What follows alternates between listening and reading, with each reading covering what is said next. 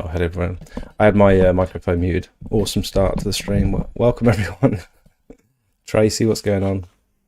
Martin, Barclay, Lindsay, Ched. I've got a guest joining me today.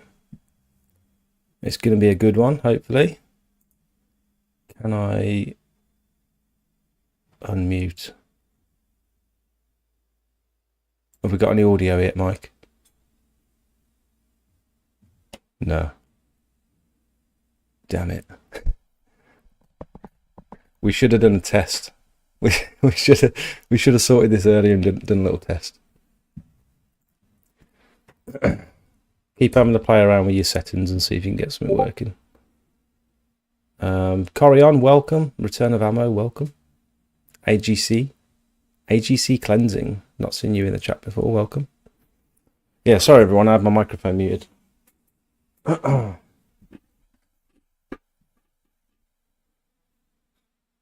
did a lovely clay block paving job today and it came up so nice.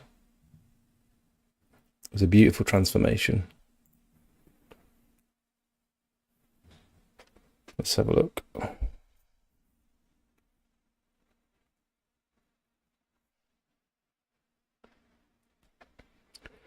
Sorry guys, 2 seconds. I'm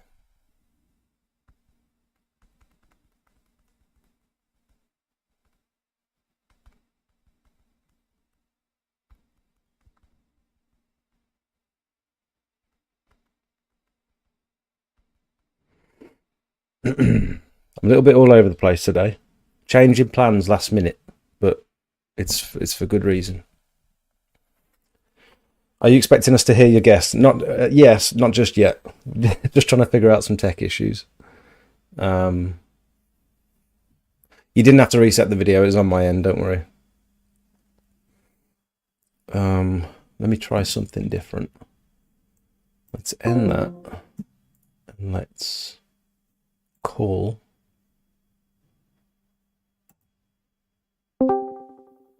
Let's try that instead.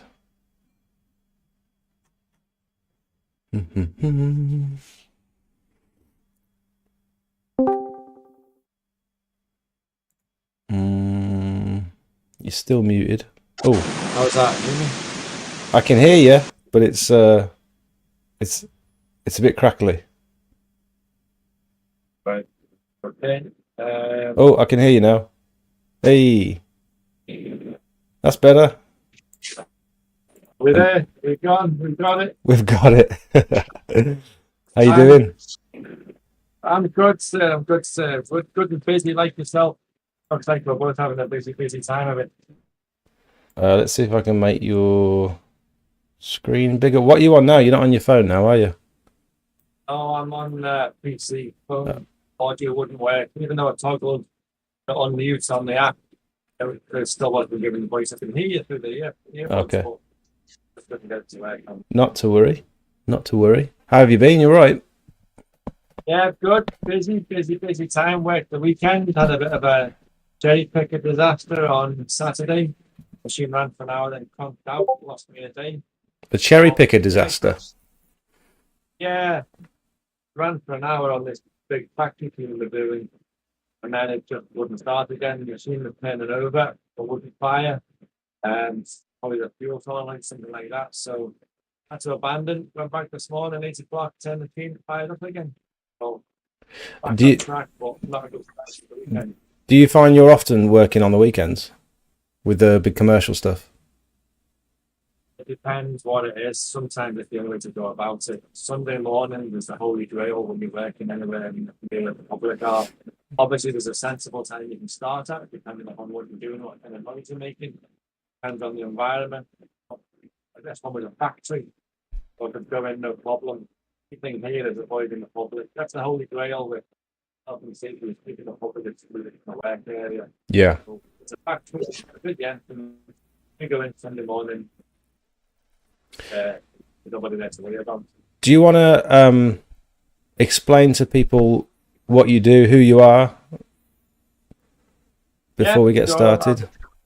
I haven't been in the group for long, so I'm not actually sure who's here and who's not that I don't know. But Essentially, my name is Mike Tomlinson. I've been pressure washing. I worked out early today for 40 years now. First picked up a steam cleaner with trucks when I was 13. Did you say, how many years did you just say? 40 this year. 40? Jeez. I know, I look younger, I know. I look, the bones and the teeth that give the age away. And you, am I right in saying you're working with Pure Seal as well as running your own cleaning business? Yes, I've had my own business essentially for 13 years. From starting as a sole trader to having a limited company in the cleaning industry. I've been involved in chemical manufacture, coatings import, distribution, all these biocide manufacture, TFRs. Been involved in all this over the decades, and in the last 16 months, I've been working with Chris Lawler from Pure Seal to help deliver the training that he's created. That's awesome. And how much time are you sort of spending? Because that's got to take up quite a lot of your time, I'd have thought. How much time are you spending on your own stuff versus spending with Pure Seal? At the moment, we're running about 2 courses a month, and it's 2 full days. So normally we run them on a Wednesday and a Thursday. That gives both of us the start and end of the week to go about our own things, because Chris is a very, very busy guy as well. And it works well for me because I can jump on the train in my local station at 3 o'clock on a Tuesday afternoon. I mean, 7 o'clock, quick takeaway in my hotel, on a Tuesday, teach on a Wednesday, I'm back on a train Wednesday, and I'm home Wednesday night. So essentially, I get Monday, plus a Tuesday, and all of Friday to myself. Benefit. Only just twice a month. The courses are selling out very, very quickly, so we'll probably put some more on in the near future. Yeah, that's awesome. I'm having trouble here because there's a bit of an issue with the quality of the camera and of the microphone. I feel I'm wondering if we should set this up properly and do it at a different time where it's not so last minute, so that you can actually see people's messages coming through on your end as well, because we've got a YouTube live chat where what I was hoping was that people could ask questions about the chemicals and about the sealers and stuff, and you'd be able to sort of give us some help with all that sort of stuff. But I'm having trouble hearing you, and I'm guessing that the audience is going to have trouble hearing you while I'm restreaming that as well. Should we do this another time? Yeah, mate. Yeah, let's postpone. I'll get a better camera in the meantime, and we'll be better organised for it. But yeah, any questions, any kind of cleaning questions, sealing, I'll be happy to have a chat maybe next week or thereafter. Okay. In the meantime, maybe in the week we can jump on Discord together. We'll do a test to make sure everything looks good and it sounds good. And then we'll do it properly next week maybe. Is that all right? Yeah, mate, that's good. We'll do it then. Probably let people down out here if they can't mention the copy. So no worries. Yeah, we'll on it. We'll do it next week. Okay, mate. Thanks very much. See you in a bit. Mate.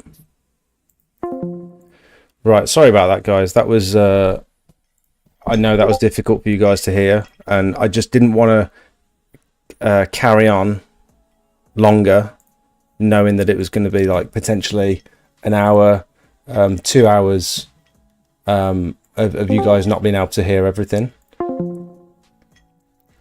We'll definitely do that, but just not right now, because that's going to be difficult. It's going to be a good one though if we get that sorted. Sound not very good. No, it's just the audio, the visuals. I literally found out that he was joining me 10 minutes ago, and so if I'd have known earlier, we could have set it up properly. And yeah, anyway, missed opportunity, but oh well. Is that my coffee? Mm-hmm. Thank you so much. Beautiful. Thanks. You're right. Mm-hmm. Is Maya in bed? You put her there, didn't you? So hopefully. Have you said goodnight? No. Okay. Right, welcome everyone. How's it going? Sorry for that weird rough start. That was not what I'd planned, but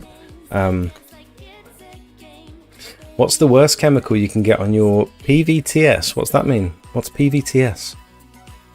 Privates. It's not the sort of question I was expecting. Right, let's get rid of all this. I'm thinking about restarting because I've got all this Pure Seal stuff up. I've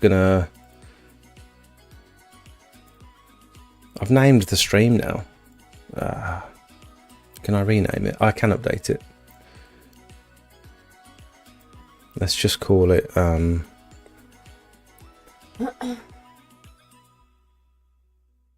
quoting and pressure washing chat.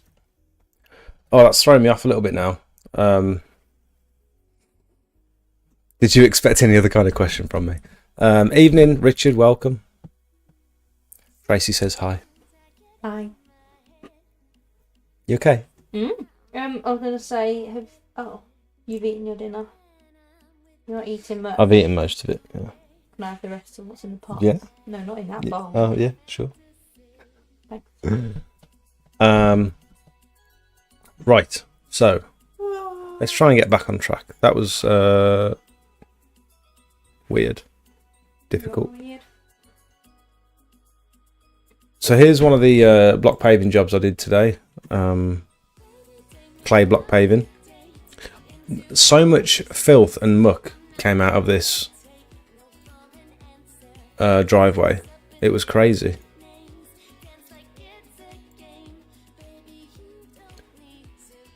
Let's put it there.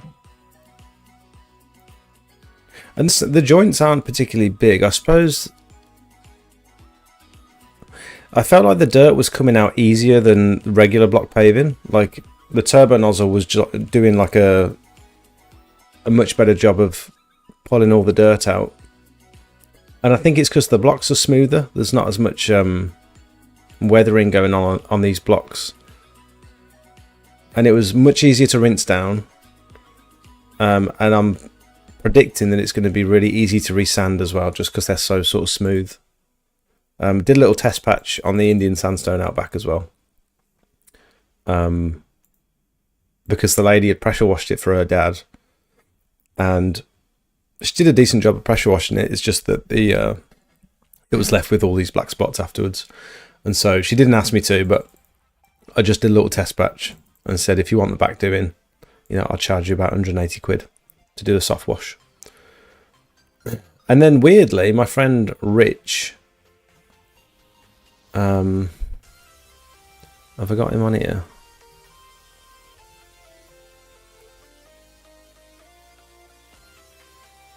I don't know if it's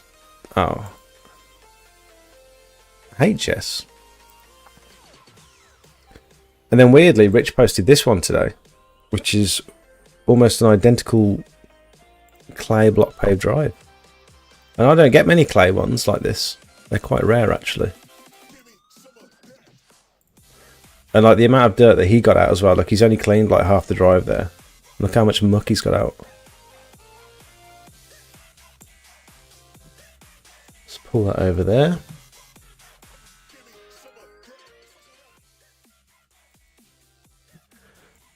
So one of the lads in the Discord rang me today and he wanted a bit of help with a quote, so I thought we could go through that together and try and see if we can give him some advice. Will you run through how to quote the process to cleaning building after the builders are finished? Yes. That's literally what I was just talking about as I read your message. Yeah. Should we have a look at that now? I'd have loved to have got Mike's opinion on this, actually, because he would have been the perfect person to ask about brick cleaning.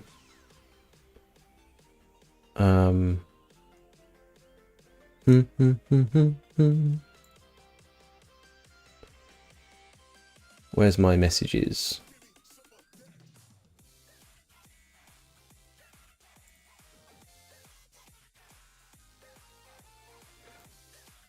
Where's my messages on Discord?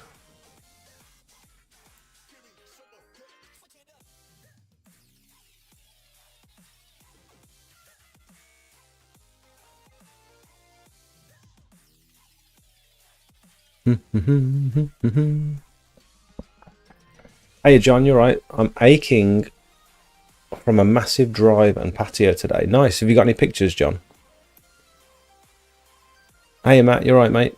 The yellow hose you got, is that a 3/4 inch? If so, where did you purchase it? Yes, it is. I got mine from Pressure Washer Sales and Service in Evesham. I don't know if they've got it on their website, but I can show you a good picture of it because I think I've got it in one of my folders.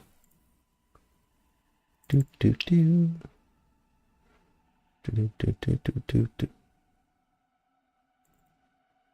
There it is. And they've got the proper 3/4 inch fittings for it as well. I think they're slightly bigger bore inside, as well as actually fitting the 3/4 inch hose, because if you try and put a normal garden hose fitting on that, you'll be squeezing it and trying to ram it in to these blue connections, and it just doesn't work. You'll get it in eventually, but it's just not worth the effort.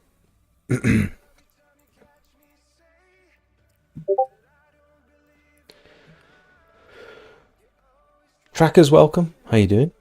Could I use Hypo and or biocide on broadstone? What do you mean by broadstone? What is broadstone? Oh.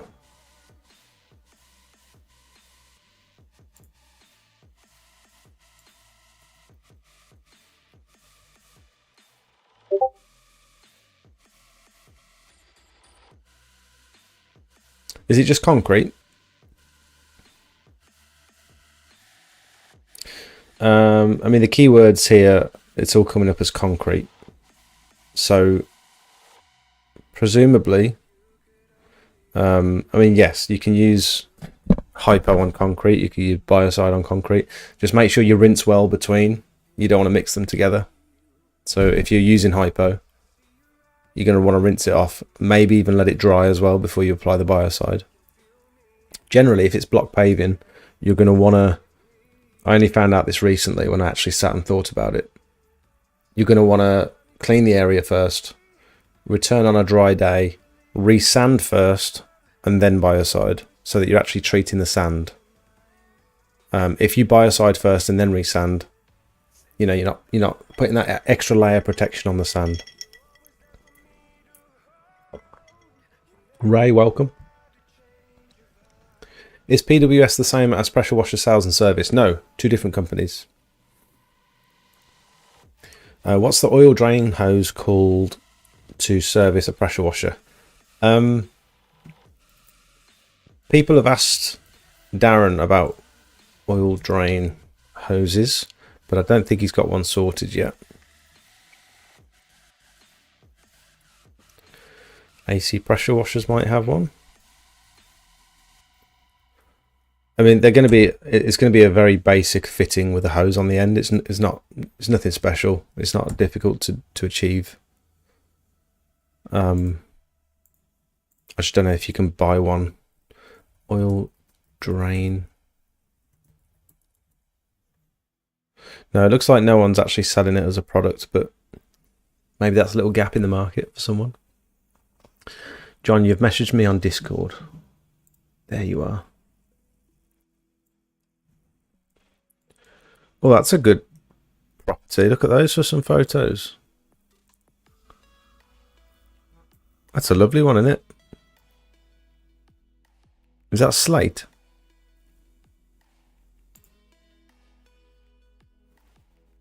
Lovely big block paved drive. I think I remember you sending me this on the Discord a while back. You quoted this a while ago, didn't you? Is that slate? It looks like slate to me. You can tell with slate if you look really closely at the edges where it's been cut. You can see like little chips. Looks like it's chipping along the edge, because it's very difficult to get a perfectly straight line. Yeah, it is slate. Nice. There you go. Where's my other messages? There it is. This is what I'm looking for. We'll get onto this in just a minute. Jake, do you find it better? Do you find a better... Jake, do you find a better high pressure hose gives you more pressure? One I used, which is great, not cheap one, but then had some off Darren last week, and it seems to give more pressure, or is it just me? You might find that you get more pressure from a thicker hose, because you get more potential flow from a thicker hose and proper fittings. And also, if the hose is shorter, you're going to potentially get a little bit more pressure out of it as well. Anything over about 50 meters, and you might notice a slight drop off in pressure from your high pressure hose. I know the ones from PWS are twin wire, quite thick hoses. Seem to be very high quality. I'm happy with mine. The Alpha HP hose. This stuff. I've used some very thin hoses when I worked with H2O, and they're much lighter and thinner. But I'm wondering if I wonder if they'd notice a boost in pressure if they were to switch to like a bigger hose. I don't know. It's called a pigtail.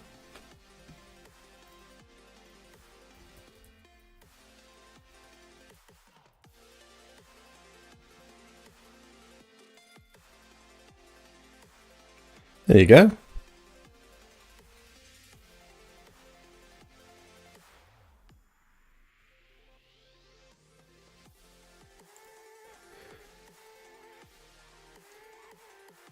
Although it looks like the threads are opposite, surely you want a male thread.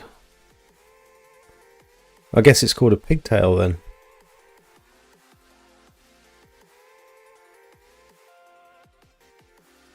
Interesting. You extended it, you've got 70 meters now, and you still noticed a boost in pressure. That's surprising. You said Bradstone, Jake read it as Broadstone. I think you are talking about two different things. Just checking we're not crossing comms. Ooh, did I read it wrong? I do that quite often.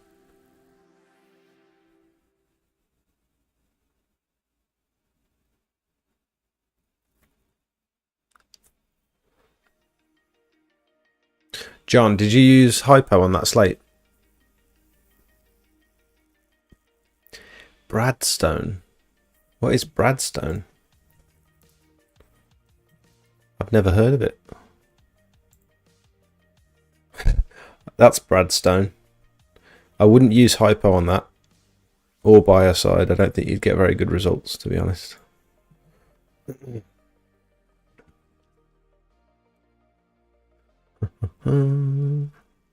Got my first job on Friday, Brad says.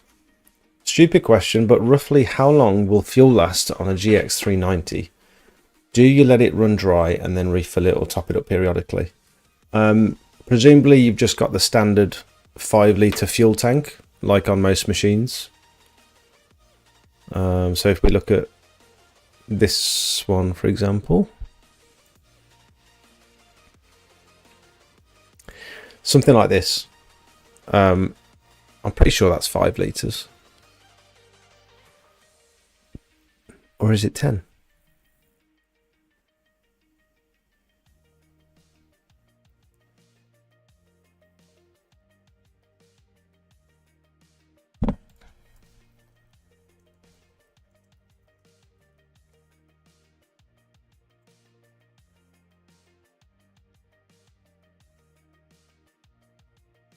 Why isn't it telling me the capacity anywhere?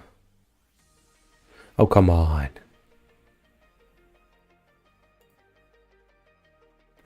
They're 5 litres, aren't they? Does anyone know?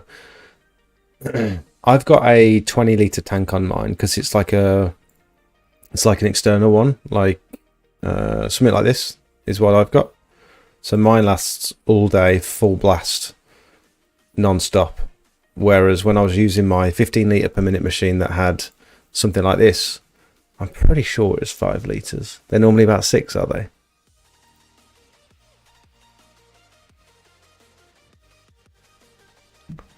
Say the capacity on it.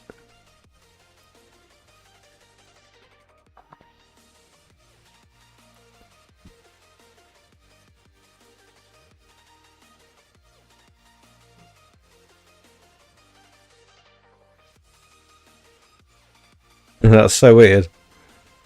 I don't know. This one of these will probably last you full revs,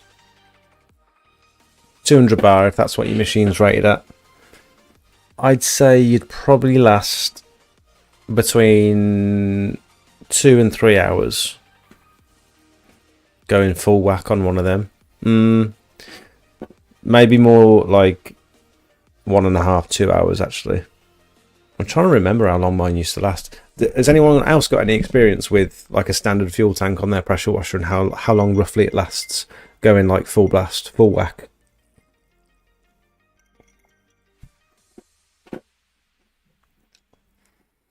How was your weekend? Can't remember.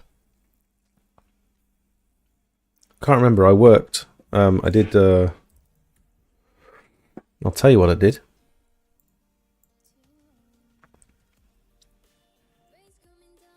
I did this. I did my first ever little bit of render cleaning, which is crazy that I've never done any render cleaning because I quite enjoyed it. And I've never been asked. I know the process. I literally just soft washed this with Hypo, no pressure. It was in fairly bad condition, like there was sort of chunks missing all over it, and it was lots of discolouring, and bits had been painted and other bits hadn't. Like it was a bit weird, but I did it as a freebie for this job because I just wanted to try it out. I didn't even tell them I was going to do it. I just did it, and they were very pleased with it. So all these greens staining underneath, I literally just got some of the Hypo that I'd sprayed on the floor with my soft brush and just brushed it up the wall, and came up really well. Problem with this one is I started, cleared out all these drains, made sure I was free flowing, and it was total waste of time because as soon as I started pressure washing, the guy poked his head out the door and said, "Oh, that's actually a soak away. It's not a proper drain." I was like, "No!" The amount of water I put down, it floods in minutes. I had to do 3 trips with this vacuum up the garden, full of water, which isn't easy. What's the capacity of one of these? It's quite a lot. So it's very heavy to hoik up the garden, even on those wheels. But we got there in the end. Looked very good when it was done. They were very, very pleased. They give me like a £30 tip, which is wild.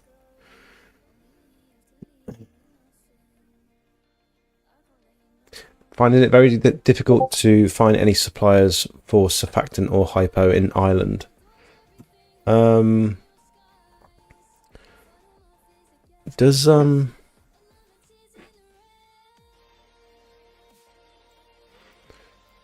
the Discord we have a map, and within that map there is this is all our Discord members, look, so we can sort of help each other. If we've got a job in a certain area, we can jump on it together with whoever's closest.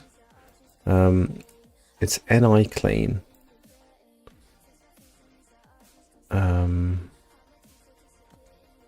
Do these people sell sodium? Actually, that's shop. Chemicals. Surely. There's a surfactant, look. Cherry gel. Does that make it turn pink? Back 50. And then they've got the chemical injector. It doesn't look like they actually sell Hypo, unfortunately. Damn it. I thought I was onto something then, sorry.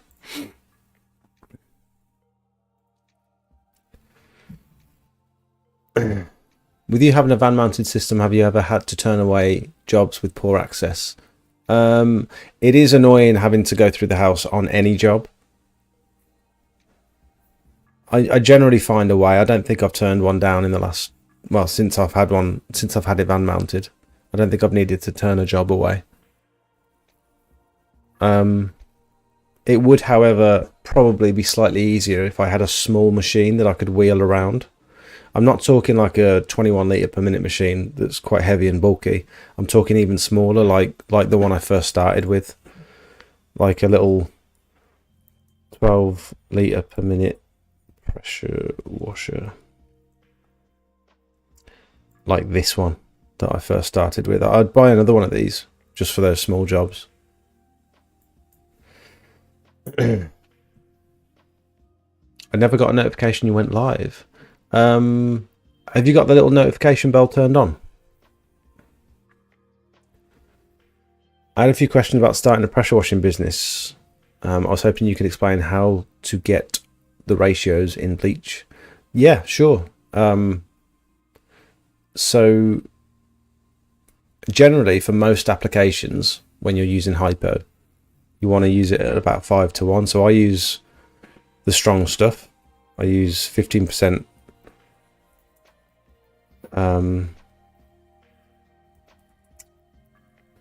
15% sodium hypochlorite. So it just looks like this when it comes to me, in a big 25 litre barrel. It's 20 litre here, but I get mine from a different place. And then I add some surfactant to the tub. So I use the one from Pure Seal, and the surfactant helps it to foam up. If you're not adding surfactant to your Hypo, it's not going to stay where you want it, basically. It's gonna run off the face of the blocks or the slabs or whatever you're cleaning, and it's going to end up just going down into the joints. All of those high spots in the slabs and the bumps, they're going to be missed because all the Hypo is just going to run down, and it will also dry quicker. It won't sit and dwell on the surface for very long.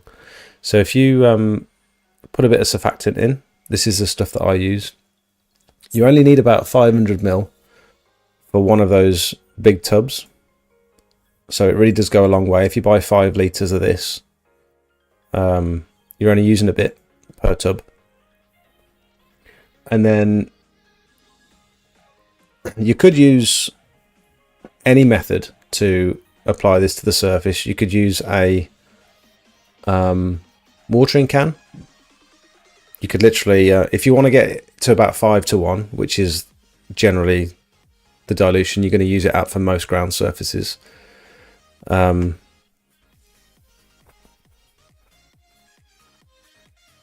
you're going to pour 1 litre of this sodium hypochlorite into the watering can, and then you're going to fill it up with 5 litres of water, and then just double that and double it until you need as much as you need. You could also put it through a gardener backpack, one of these. This is basically just a 12 volt pump. I used that for the last 2 years and that's worked great. You could also put it through a chemical injector like an X-Jet, which does the dilution for you. So it's got all these little proportioners, and depending on which proportioner you use, you get a different dilution ratio. So I used the black one, and that gave me 5:1 on my 15 litre per minute machine. And that's going to be slightly different now if I were to use it on my 30 litre per minute machine, but I very rarely run it at 30 litres anyway. I hope that answers your question. Let's get back to this one here. So George has messaged me and he's gone to visit a quote today to do some acid washing on a new build. So you can see the scaffolding lines where the builders have been, and this is generally where they're putting their boards, and they're pointing these walls up, and they leave all these chunks of snotty mortar all over the wall, and there's this residue all over the faces of the bricks as well. If you were to pressure wash this on its own with just water, you might get some of that surface residue off, but you're not going to get the chunky bits. And so what people would tend to do generally is to acid wash. And I'll be honest, I don't know a hell of a lot about acid washing. I have done it before. But the idea is that you pre-wet the wall, you soak the wall down to make sure it's already damp, so that any acid that you're putting onto the surface isn't going to absorb too deeply into the bricks, because you only want it to sit on the surface. So if the bricks are already wet, the acid's not going to be absorbed as much. So pre-wet, and then you're going to want to use some form of chemical injection. People are going to usually use an X-Jet for this.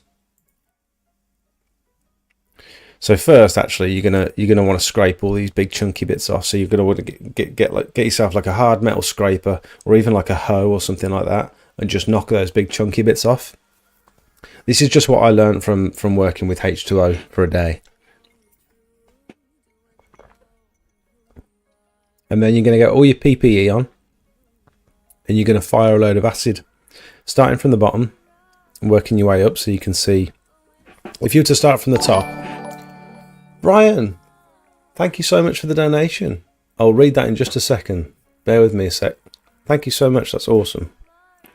Very kind of you. If you were to start at the top, you're going to get all this acid, and I don't know if people mix surfactant with acid, but I think you can, to help it stick to the wall for a bit longer. But it's all going to start flowing down, and you're going to sort of forget where you've done. Whereas if you're going to get all these drips coming down, and it might all just sort of blend into one, and you can end up missing patches. So if you work bottom to top, you can see exactly where you've been and where you haven't.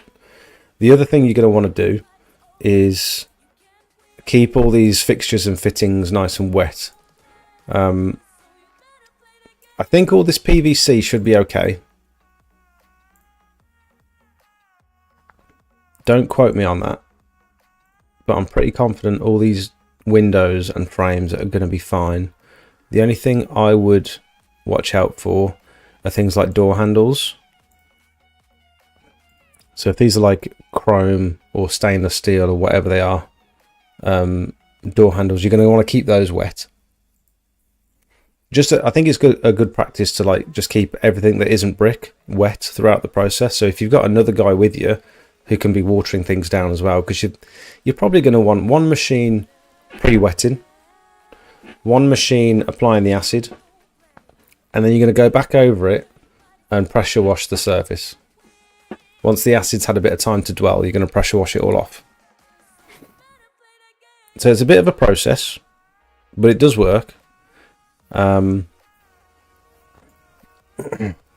you want a bit more info on how I did it, I've got a hopefully informative video that might help you. It's literally called acid washing. Here we go. Acid washing new builds with H2O. And you can see the whole process there. We explain sort of in depth. There you go. There's a scraper, look. When it comes to quoting these jobs, I'll be totally honest with you. I'm not too sure, because H2O will generally quote these jobs because they're doing the whole site. They're washing multiple houses a day, and their contract is to do multiple plots. They call them plots. And so they're probably going to be doing them because they're very efficient, and they can do like 6, 7 of these houses a day. They're probably going to be doing them at a lower rate than if you're going to just visit and do 1 or 2 properties. Has anyone got any experience pricing new builds? I know that I had a contact at, let me make sure I get this right because I can't remember which new build company it was. I think it was Taylor Wimpey. Was it Taylor Wimpey? Bear with.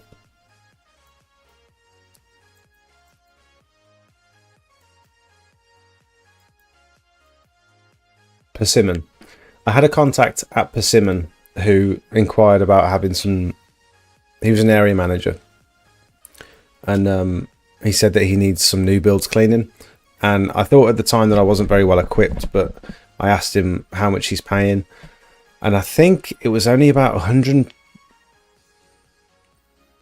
It was less than I expected. I think it was 125 quid per plot, per house. There was just a flat, like a standard rate for these new builds to acid wash them, which I thought was really cheap. I might be misremembering. It might have been 150, 175 quid, but I'm pretty sure it was about 125 quid. So this is Nigel just pre-wetting. And then we use an extended lance to like properly pressure wash. So there's a bit of an art here to try and clean those snotty bits off without blowing out all the mortar from between the joints. Obviously some of the new builds are rendered as well, so that they just need like a light wash to get all the surface dust off, because these sites are very dusty. There's the scraper, getting all the big old snotty bits off. They call them snots, which I think is gross, but that's what they're called. This is the most, I'd say this is the most labour intensive bit. Just quite annoying and difficult to do.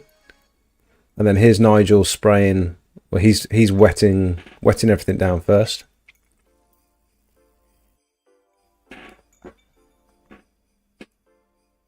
Wetting all the fixtures and fittings as well.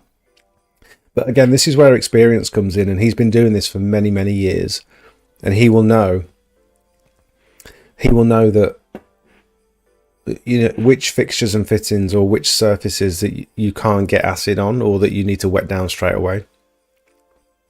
So he's using an X-Jet here. He's using it, I can't tell if he's using the X-Jet backwards or whether he's got a sniper nozzle fitted to the X-Jet. I think he's just using it backwards with a Q fitting on it. And it allows him to get it right up into the top. Looks like he's actually starting from top to bottom on this one. But you can see it sort of foaming up in between the joints. And that's what acid does when as soon as it hits mortar, it will start to fizz.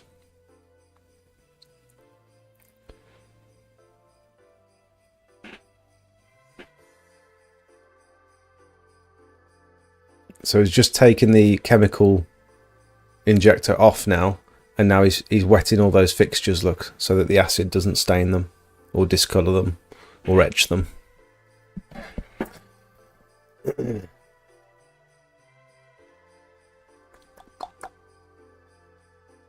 Wash fix, welcome.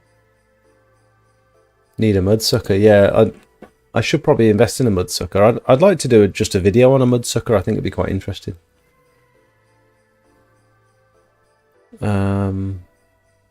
Oh, it's got a 6.2 litre capacity on those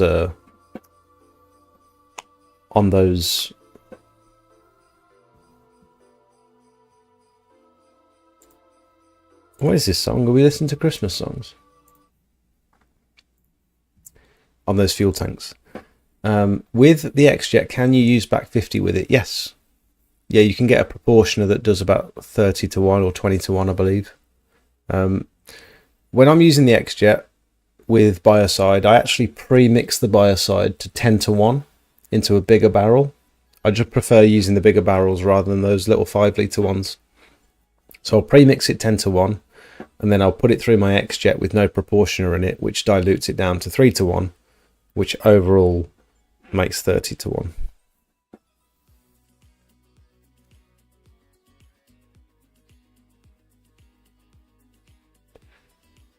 $90 minutes full chat on a GX390. 2 hours. 2 hours. There you go. Yeah, about 2 hours. 90 minutes to 2 hours. There you go. Prompt Peak, welcome. I noticed that Paul from Jet Ready has multiple 5 litre jerry cans, and I realised after my first ever job that you can chuck the whole lot in at once with a 5 litre.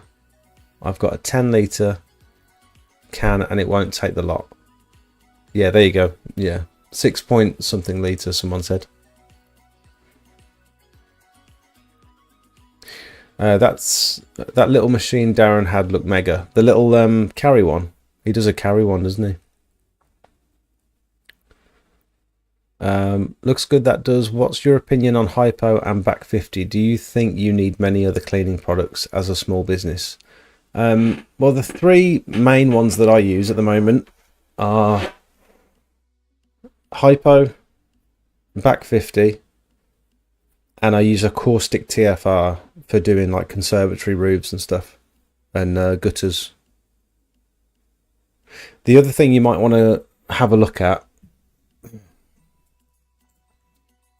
if you plan on doing like delicate surfaces like limestone or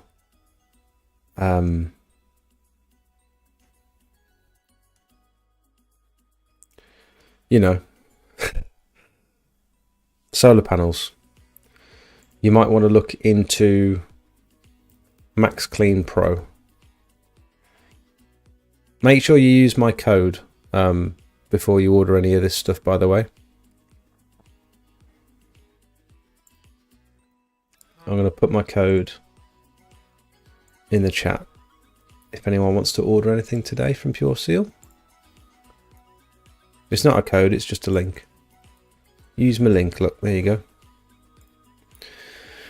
So this is Max Clean Pro. You can use this on solar panels, you can use it on limestone, slate, you can use it on anything basically that you don't want to use Hypo on. Decking, granite. It's also got a hint of biocide in it as well, so it'll do the job of like a detergent, like a cleaning agent, and it'll also do what biocide does, all in one.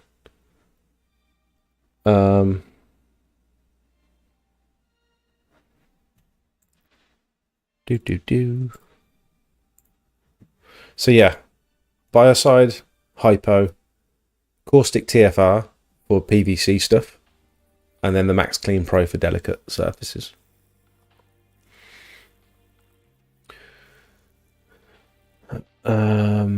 Prestige Cleaning, you can learn so much from him. Do you watch him, Jake? I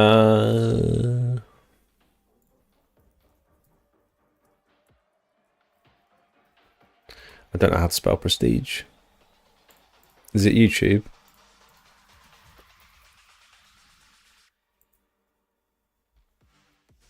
This one?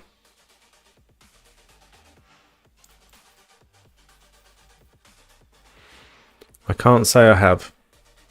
No.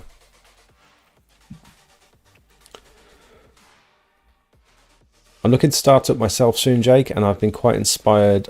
And you have been quite the inspiration. What you're doing is fantastic. Thank you, Nick. I really appreciate it, mate. Thank you. I'm glad you're finding it useful. Monkey, welcome. What do you think of Equipped to Clean Snow Foam Hypo? Let's have a look. I used it once, and then honestly I went back to Nuclear Pro.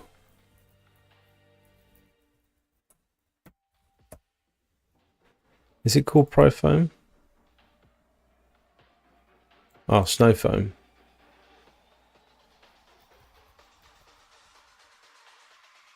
There it is.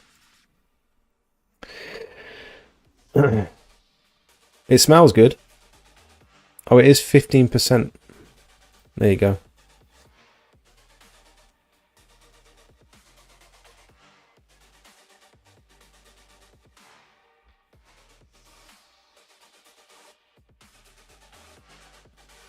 I think these some of these dilutions are a little bit off.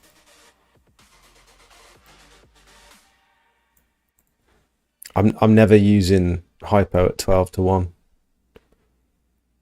on a patio. It seems like a bit of a waste of chemicals, that does, but it works. It definitely does the job. But I remember thinking that I preferred the Nuclear Pro from Pure Seal. And this was while I was affiliated with Equipped to Clean at the time, tried the Super Foam, and still preferred the Nuclear Pro. So, but I'd be keen to try it again. just to, I mean, I'm sure it's all very similar. It's hypo with a surfactant mixed in it. So you're going to get similar results with everything. The only thing I'd say about the new one from Pure Seal, which is the the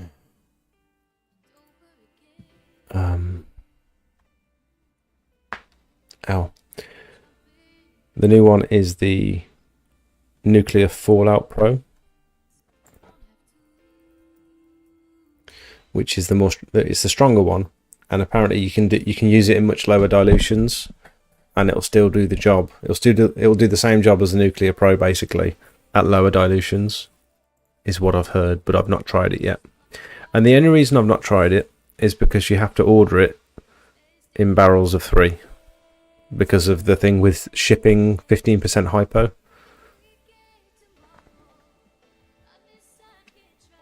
And yeah, it just I've just not bothered placing that order just yet. What's your take on remote controlled engine starter? That would be amazing for a lot of people.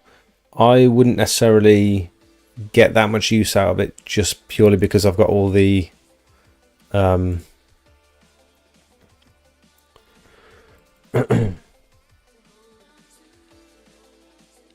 my head is somewhere else, sorry.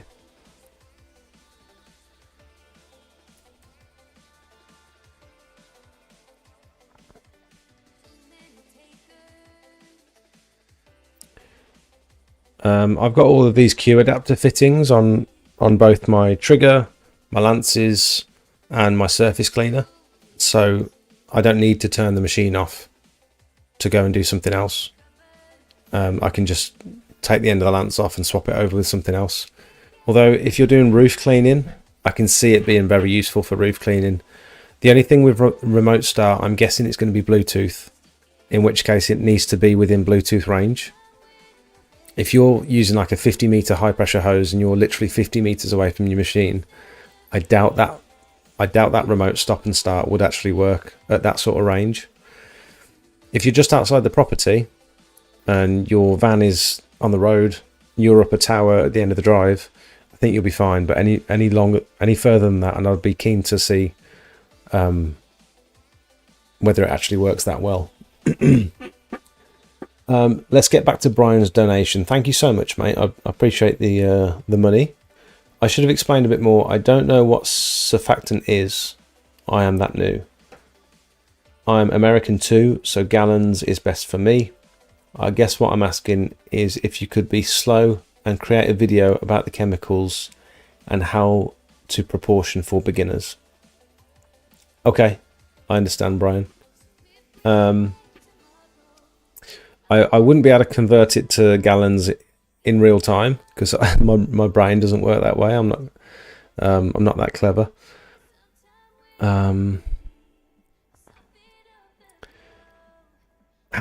First of all, Brian, how are you planning on applying the hypo? Follow up with my previous question. Are there any books on pressure washing for beginners with charts for chemical usage, mixtures, etc.? You're going to come across a lot of different surfaces over in the US that we don't generally clean over here as well. You'll rarely find people cleaning like siding, like cladding of houses like the Americans do. You always see Americans soft washing houses and soft washing roofs and stuff. We don't do that over here very often. You also come across a lot more concrete than we do. And in America, you talk about, instead of saying 5:1, you'll talk about hypo in percentage, like 3%. And I still haven't wrapped my head around. So say if I'm using 15% hypo, which is the strongest you can really get in the UK, I think. And then you dilute it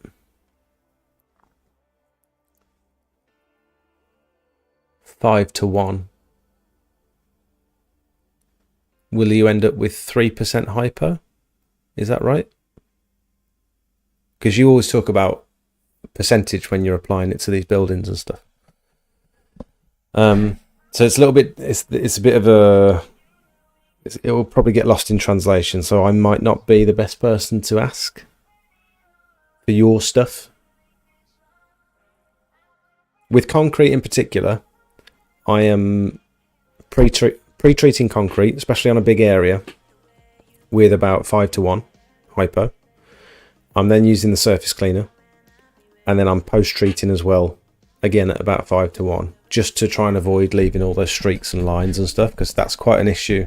I see lots of people in the US leaving lots of streaks and tram lines in their driveways when they're cleaning, because they either haven't pre and post treated,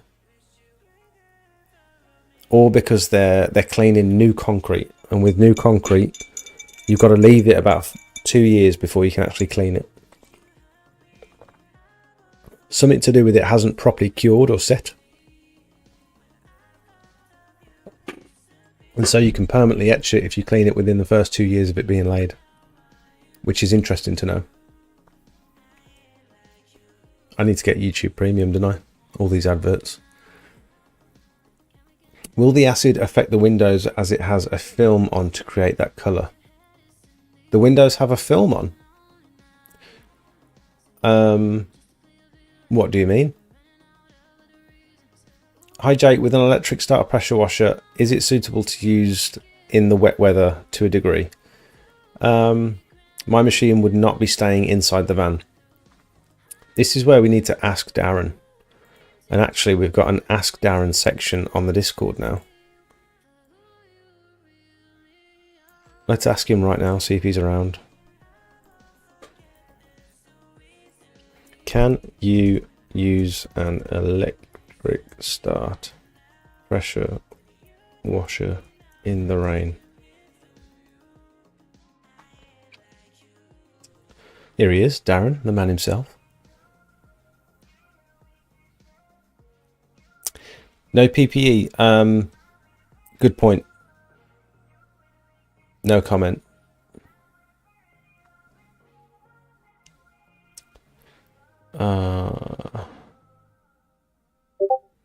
Are the XJet proportioners measured on full power? I use my XJet on a quarter power, so probably throws out the measurements. It's a very good point. Yeah, if you're turning the revs down on your machine, it's not going to apply, is it? It's not going to be the same as the proportioner that you put in. So if you've got a 15 litre per minute machine and you're expecting 5:1, by the time you turn your revs down, you might only be putting out 7 litres per minute, at which point you're using 3:1. So it's much, much stronger. Totally agree with you. You're absolutely right. I don't know what the solution is, other than just pre-mixing and not using an XJet, or using a dosatron, which are upwards of 700 quid. So it's a toss-up.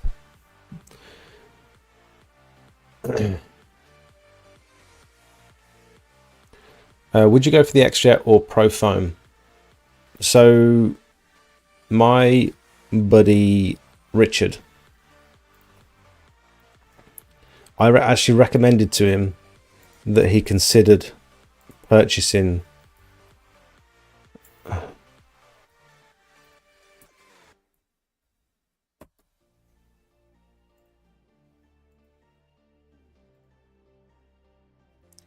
has he changed his profile yet? No, he hasn't.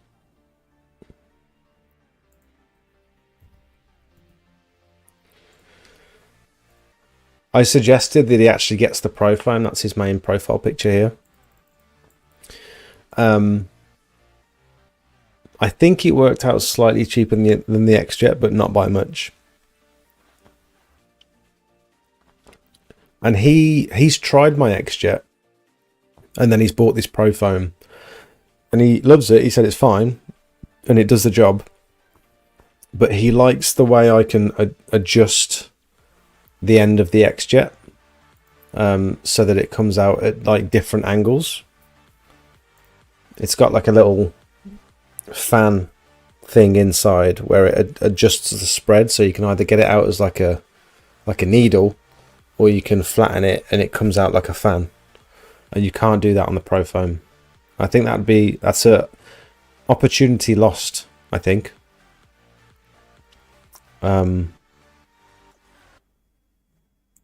Missed opportunity is what I meant to say.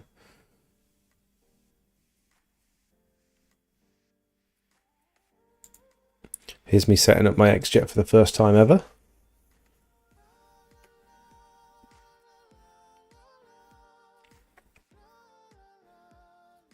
Darren looks like Papa Elf. Nuclear Pro with Synergy, yes, very good combination, especially for concrete. Is Synergy worth the price over just using TFR for cleaning PVC?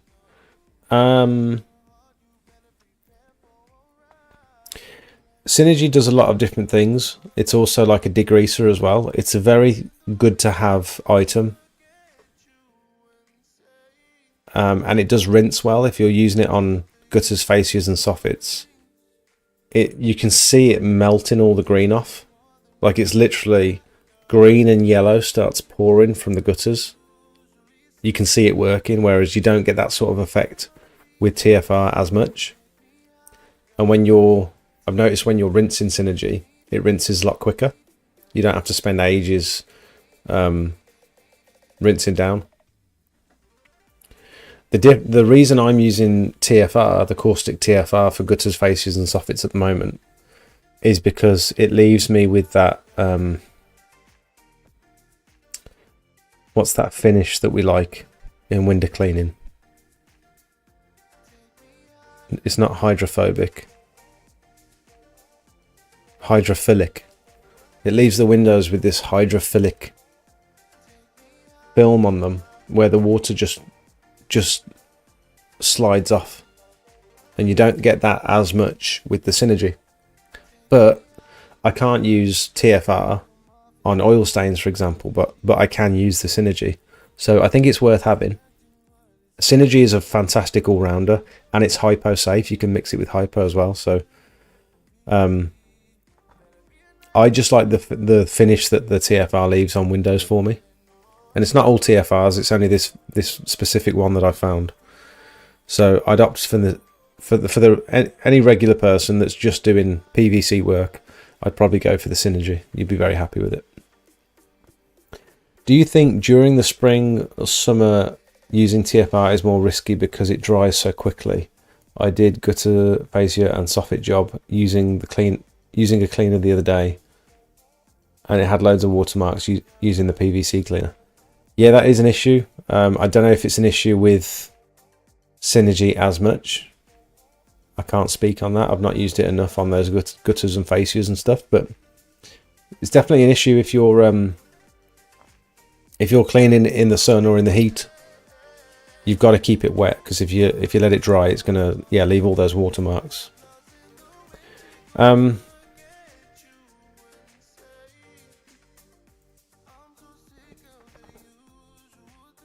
George, I can't definitively give you an answer on these. I would suggest most people are around about 125 quid per plot, which seems crazy cheap to me. It's a lot of work, but if you're doing them regularly, that can really add up. But if it's just a one-off, I'd consider charging a lot more than that. But it also might be great experience for you. I don't know. It's a tough one. I don't think I'd clean all that for 120 quid. 125 quid. It's a lot of surface area. And it's a lot of physical work, scraping all those big snotty bits off as well.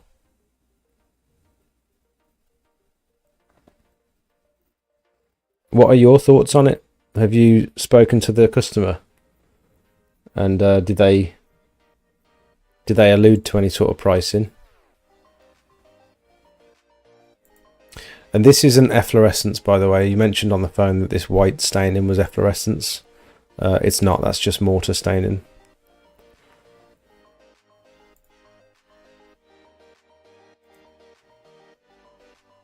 Efflorescence is when the salt leaches out from the bricks.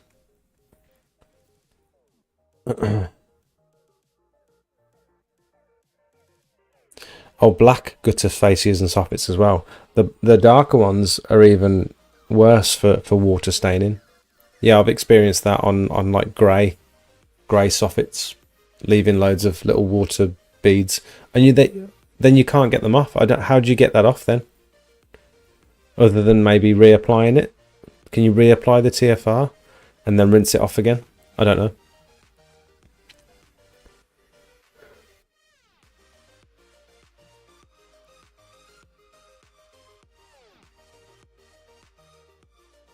Buddy, that's good to know. I'll have a look, mate. Can't decide if I have had a bad batch of Nuclear Pro. I got 4 5-litre tubs, but we found it didn't shift the black spots very well. It came in clear tubs too. I'm getting better results from STD Hypo. Yeah, I thought Hypo should come in black tubs, not clear tubs, because it can be affected by sunlight. So you might want to speak to them about that.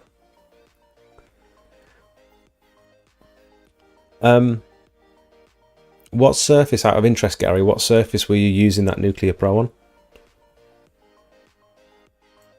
And I don't suppose you've got any pictures.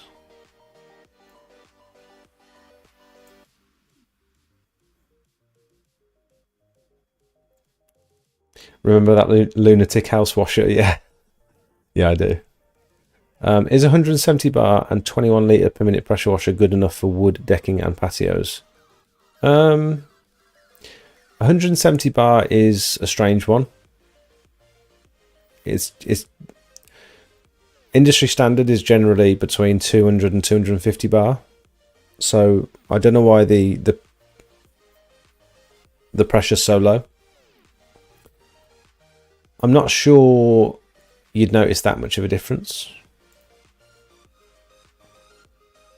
But if this is going to be like a long-term machine that you're going to purchase and you plan on using it for like a good 5-6 years, wood, decking and patios. I mean, you don't need crazy PSI for wood, like I shown in my most recent video that I uploaded today. So you might be fine, but then what if you decide to do block paving and stuff? Then you're probably going to want a little bit more than 170 bar. I'm using 200 bar on block paving most of the time.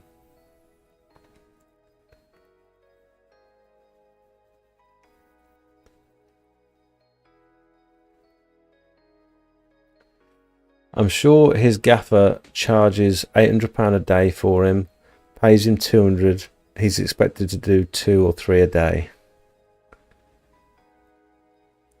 Yeah. Yeah, if you can do multiple house cleans a day on those sites, but also getting onto a site like that, you need to jump through a lot of hoops. And they've normally already got someone. They've normally. It's all about relationships and who you know in this industry, and there's a good chance they're getting a few quotes. I'm surprised I haven't already got someone to do it for them.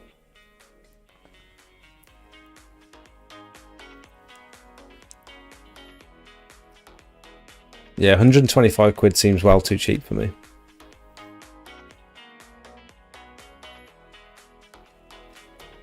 Good evening, Glenn. Welcome. What pressure and litres per minute machine do you use at the moment? Mine is very overkill. This is my old one, look. It was a 15 litre per minute machine. My new one is...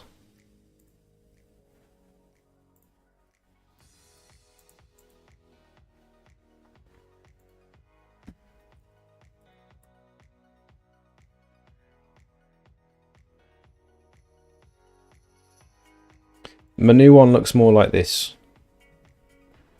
It's a big Honda GX 630 and it's got a 30 litre per minute pump on it. So it's a bit of a beast. Totally overkill for the work I do, but I'm hoping it's going to last me a while.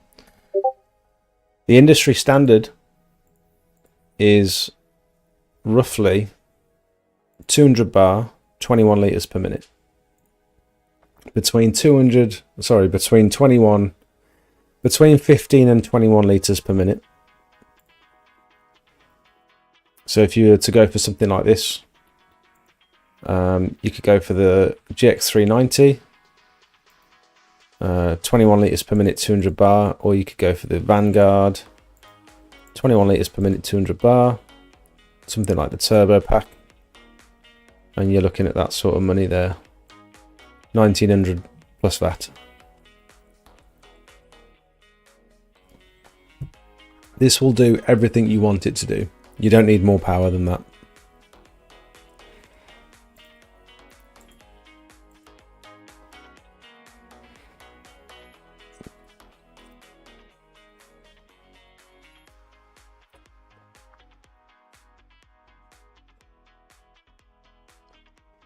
Do you think you'll end up employing? Real wash is welcome. Yeah, I do. Yeah. I'm actually... No, I'm not going to talk about that. Yes, I do think I'll end up employing someone very soon. Just got some nuclear too, and again, it's still in clear tubs. That's interesting. I'm surprised. Maybe it's a different design of tub. I don't know.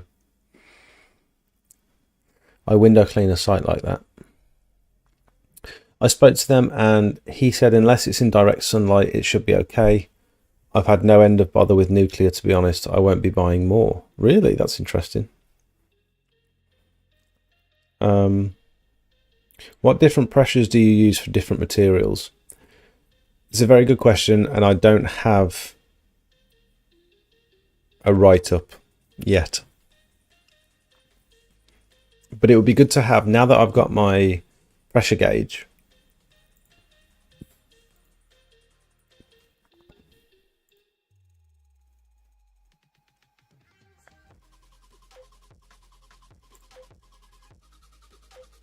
So Darren put a pressure gauge on my machine recently.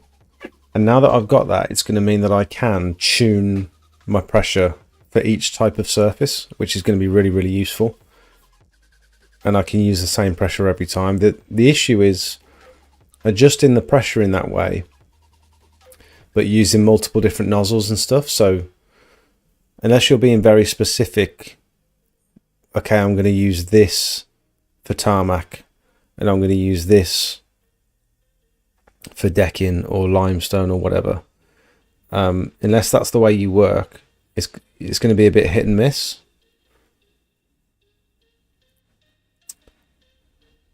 There you go. Here's my pressure gauge that I can really easily adjust and get an idea of exactly what pressure I'm using.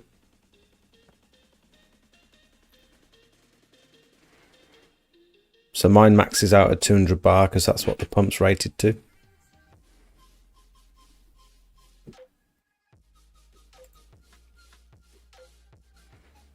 That's my machine.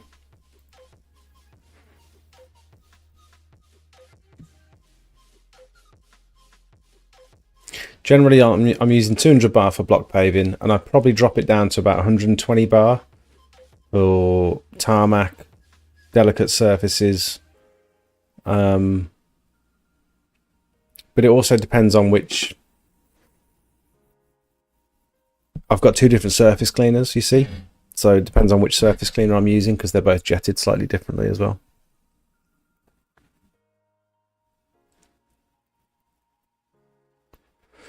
If cleaning a tarmac drive that's on a slope, do you start at the bottom so you can see where you've been, or start at the top? I always start at the bottom.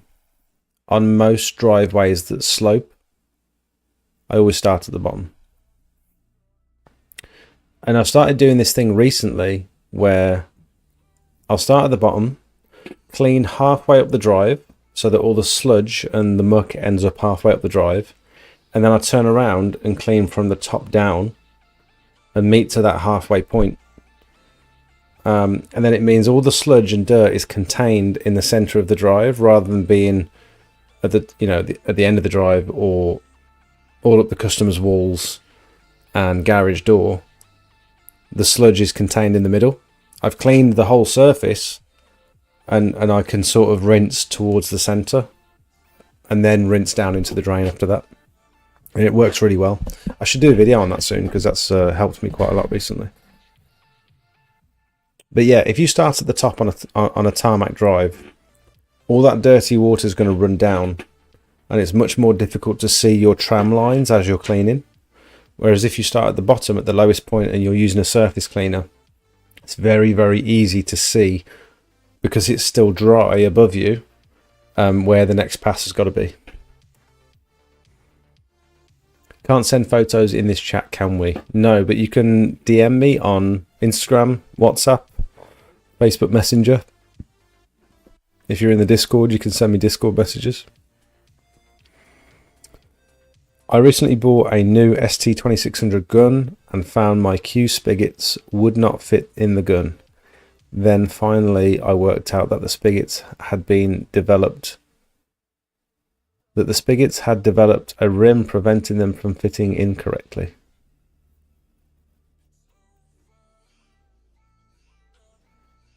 I don't know what you mean, mate. Mark, I'm sorry, I'm not following. Are you getting Steam soon, Jakey? So the plan was for this trip here in this video, Darren was going to potentially put a boiler in for me. That was the reason for the trip. That was the plan.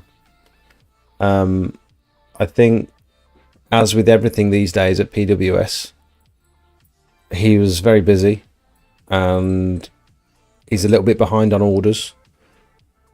And all the boilers, he said the boiler that I was supposed to have had been sold. And so the plan was for me to go and build my own on the bench and fit it myself. But for someone who's never built a boiler before, it was going to take longer than the time we had on the day. So it never ended up happening. But instead, he did fit me with many, many fancy upgrades. So I was going to do a video and post it on the channel, and Darren was going to fit the boiler for me, which was a very cool deal, but it never ended up happening. I'm not desperate for steam. Like I'm not stuck without steam at the moment. There are definitely some jobs where steam would have been very, very beneficial and would have not only saved on chemicals, but it would have saved on the weight. Sometimes when you're pressure washing super delicate surfaces, you need to use biocide, which means you're going to be waiting weeks or months to see results, whereas steam, you can potentially get those results on the same day. H2 Bro. I really like that name. That's a cool name. H2 Bro Solutions. I like that. Welcome. Have you not been here before? I don't recognise your name. Darren says, yes, you can use a electric start pressure washer in the rain. They are 12 volt DC, perfectly safe. There you go. This is the beauty of the Discord, by the way. We've got professionals in here who can answer your questions just like that. Any recommendations for go-to pumps? Didn't catch the one you installed recently.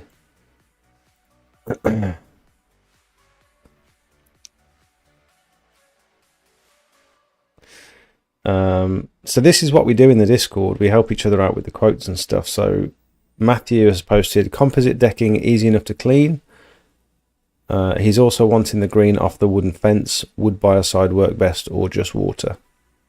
I don't know if Matthew's watching this. Doesn't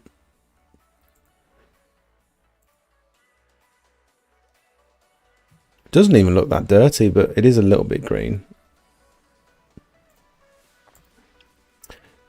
Like someone else has posted below, composite decking is really easy to clean. Comes up lovely with just water. You can use Max Clean Pro again on composite decking. Max Clean Pro is brilliant for getting it all foamy and pulling up all of those ingrained lichens. Composite decking you quite often find it doesn't generally stain because it can't absorb into the surface like wood because it's not got any pores. You wouldn't want to use Hypo on composite decking. And these will come up just fine with water. Low pressure, don't get too close. Yeah, just blast them with a bit of water. And that green, I love cleaning fence panels because all the water turns green as well, and you can literally see all the green just sort of melting off. It's very satisfying to do.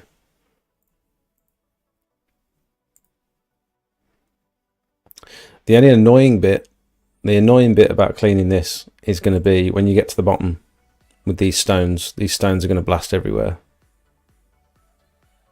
So you might want to consider turning your pressure right down. You know, the lower down you turn the pressure, the closer you're going to get. The closer you're going to have to get to the wood panels. But you know, it's a toss up, isn't it?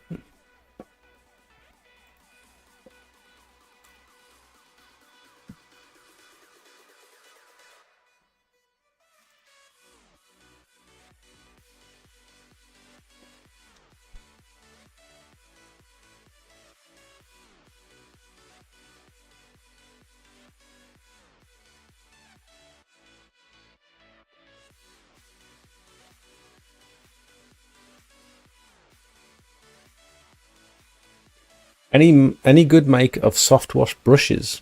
Evening LRS exterior cleaning. That's Liam from the Discord, I think. Oh, it's return of ammo. Okay, welcome back. Do you think steam will mean you'll stop using Hypo? No. Because I'm not going to use steam on like a big area of block paving where I can just wash it regularly and then apply Hypo. I wouldn't want to steam clean a whole, and steam probably still wouldn't get the black spots off like Hypo would. I can't imagine. It'd definitely give me a better result than cold water would. The coffee's kicking in now.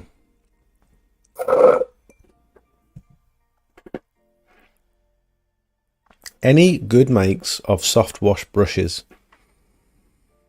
For what, John? For like a water fed pole? When you say soft wash, the idea of soft washing is that you don't apply any sort of pressure, or a lot of people don't even agitate when they soft wash. They just apply the chemical and leave it. When you say soft wash brushes, I started out applying Hypo through a gardener backpack and a water fed bowl with a brush on the end. It was like a soft brush on the end, so I could apply it and sort of agitate it at the same time, and that works really well. The one that I found best for that was just a medium soft brush. This one. This is the first ever brush I bought with my water fed pole. Brush to clean concrete will spray chemical and scrub.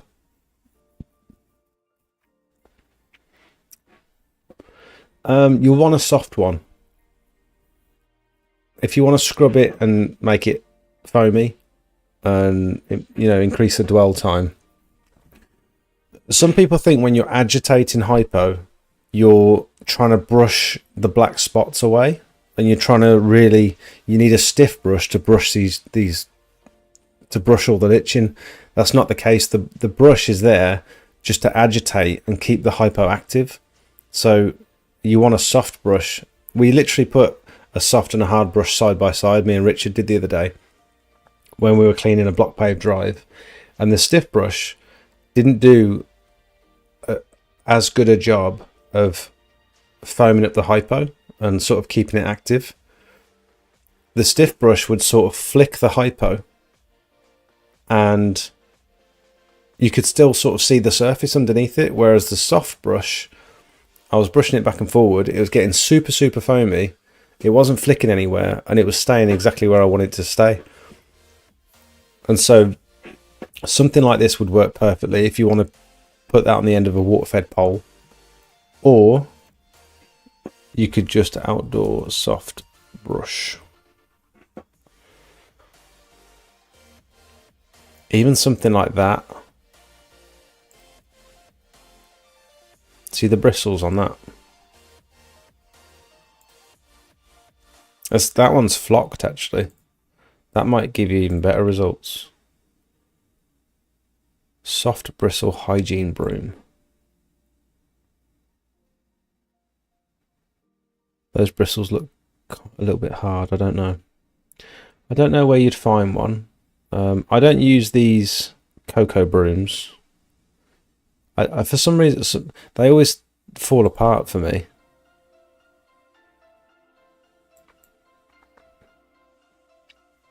Something like this, look. Yeah, they're flocked. The end of these bristles are like split, which is good. You get a much more foamy goodness with it.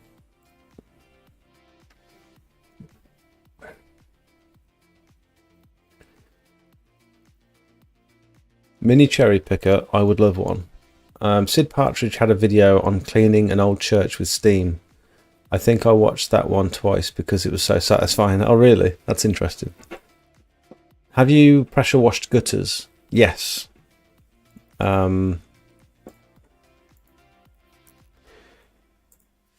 Lots of people, I don't pressure wash conservatories because you got a good chance of causing leaks on conservatories. But when I bought my power pole, my 35-foot GVS power pole, I thought I'd give it a go because I'd noticed that Squeaky Clean Dave pressure washed gutters, very low pressure. But you can see here, one of us would be like applying the chemicals, the TFR. I think at this point we'd actually wash the gutters first with the pressure washer. Very low pressure, something like a 40-degree fan jet, just to get the majority of the nastiness off. And it also means you can stay on the floor. So pressure wash first, apply the chemicals, let it dwell, agitate if you need to, which most of the time you do on the really stubborn bits, and then just give it a light rinse with the pressure washer again. And with two of us doing this, we got through it way quicker. I remember doing my first few gutter fascia and soffit cleans. It took probably 3 times longer than I expected it to, and I was absolutely knackered by the end of it. Having to do this all day, it's very difficult. And to try and rinse all your, when you're brushing the chemicals in and agitating everything, trying to get like a nice rinse on it without pulling more dirt down from underneath the gutter or from underneath the soffits or something. It's a fine line between rinsing effectively and not blowing more dirt out from underneath the soffits or the gutters or the clips or whatever. So it's actually a very difficult job. But I found with two of us on this, I reckon it only took us an hour to do this whole property. One of us brushing in the chemicals, one of us pressure washing. And it was a very, very effective strategy. So this is how I'd do it in future.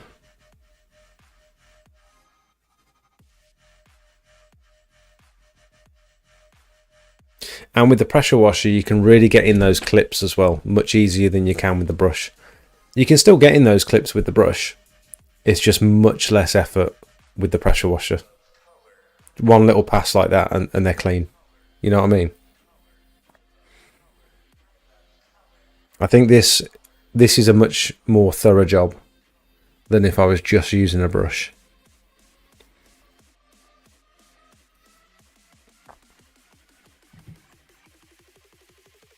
The van is back. Nice. What was wrong with the van, Liam?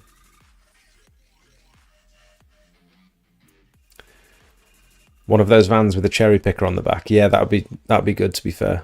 This is the TFR I use for gutters. It leaves that hydrophilic finish on all the windows and gutters. It looks really nice, really shiny.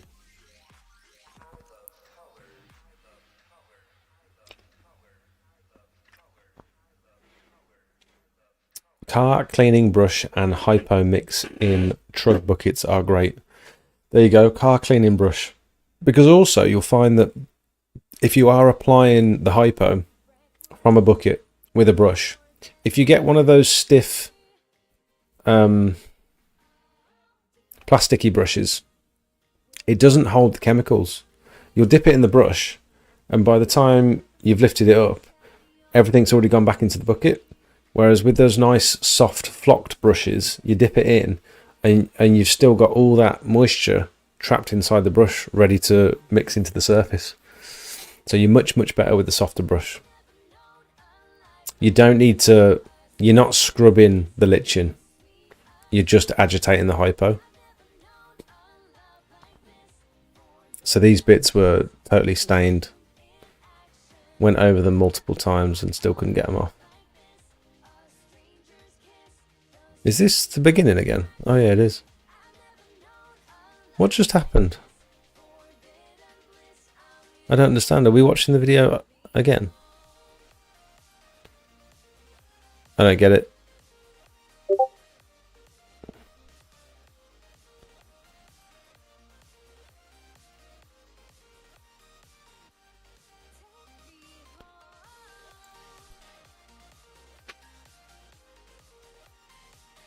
Jake, check out the Parker leaf blower, 26cc petrol, only 60 quid.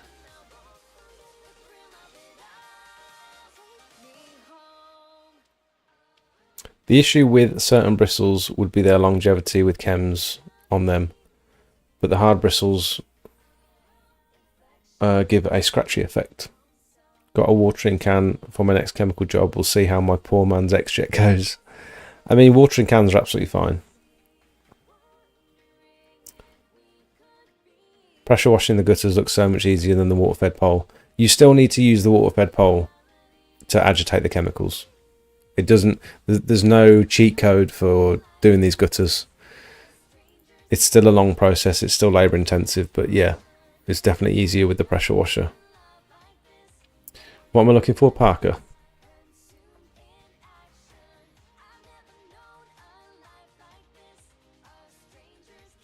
They sell water pumps.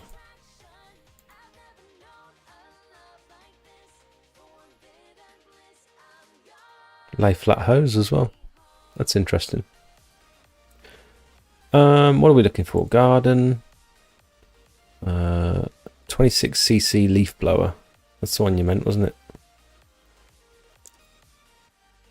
68 quid including VAT. You've got it cheaper. How have you got it cheaper?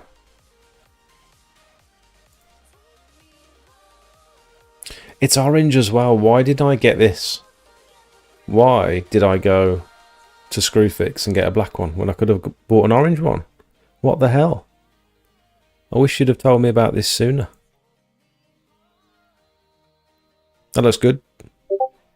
I don't know the difference between leaf blowers. I'm sure it's fine. You say it's good. I believe you. Let's actually compare.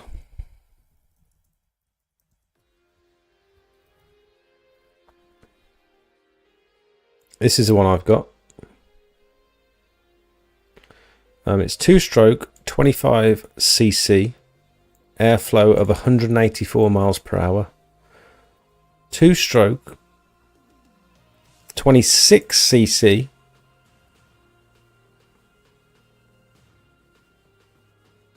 airspeed of 170 miles per hour. 184, slightly less than the Screwfix model. But this one sucks. It's got a vacuum, which this one doesn't have. I believe. Mine doesn't have a vacuum on it.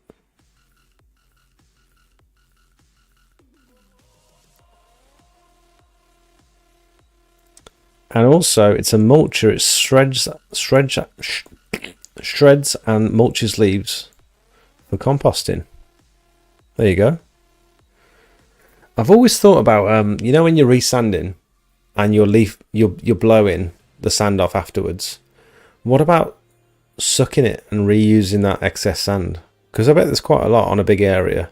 If you're doing like a big commercial job or something, and you're leaf blowing at the end to get rid of the surface sand, if you were to suck that and bag it up, would that work?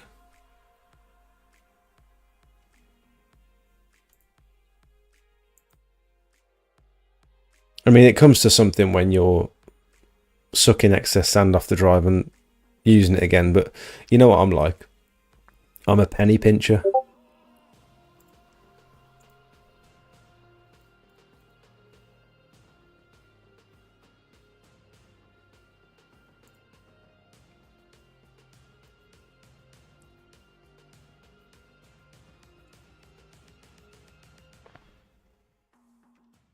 Oh, it's called Parker Brand. So I'm looking at the wrong one.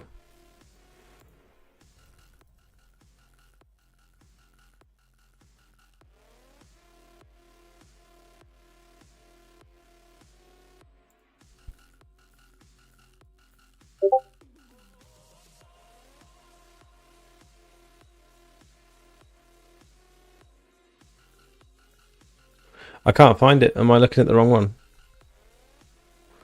Is it this one?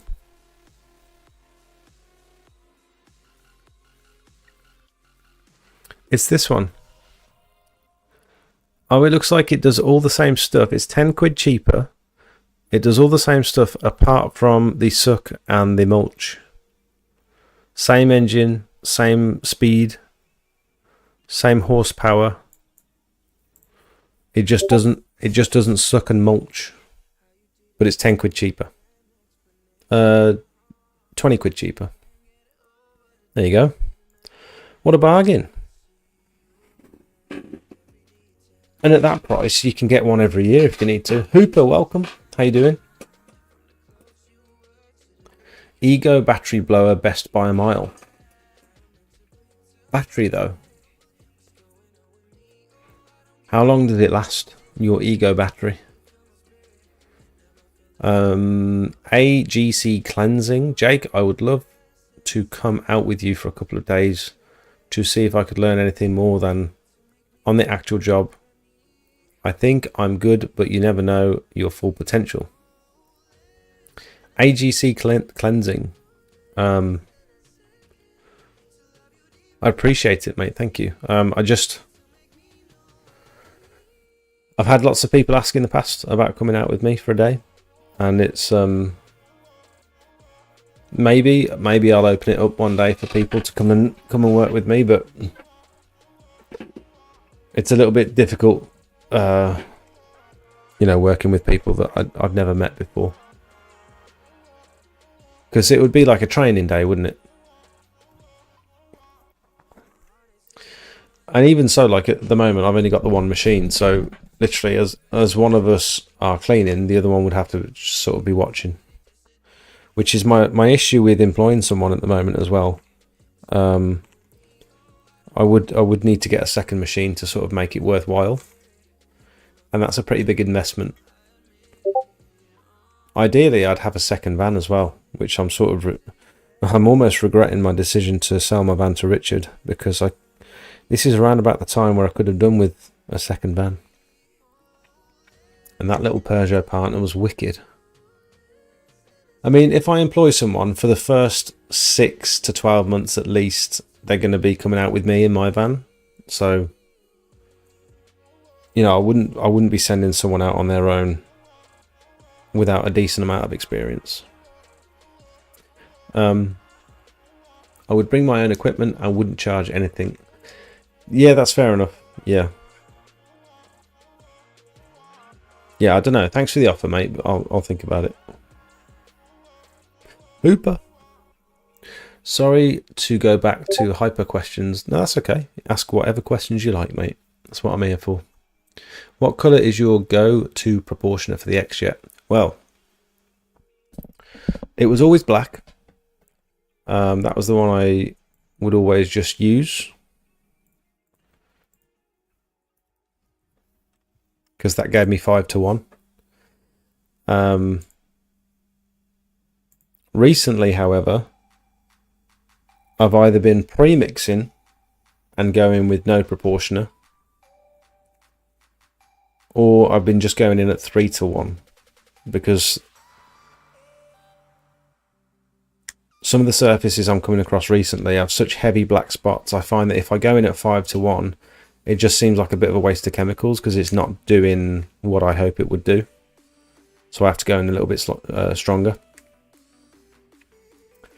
So I'm either going in at 3-1, which is no proportioner for me on my machine, or black 5-1. And I'm still working it off of around about 15 litres per minute, because I turn my revs down. But it's hard to say. It's very hard to say the dilution ratio for sure with the X-Jet. I think it's a little bit of an unknown. At what point are you going to need 900-1? That's pretty crazy.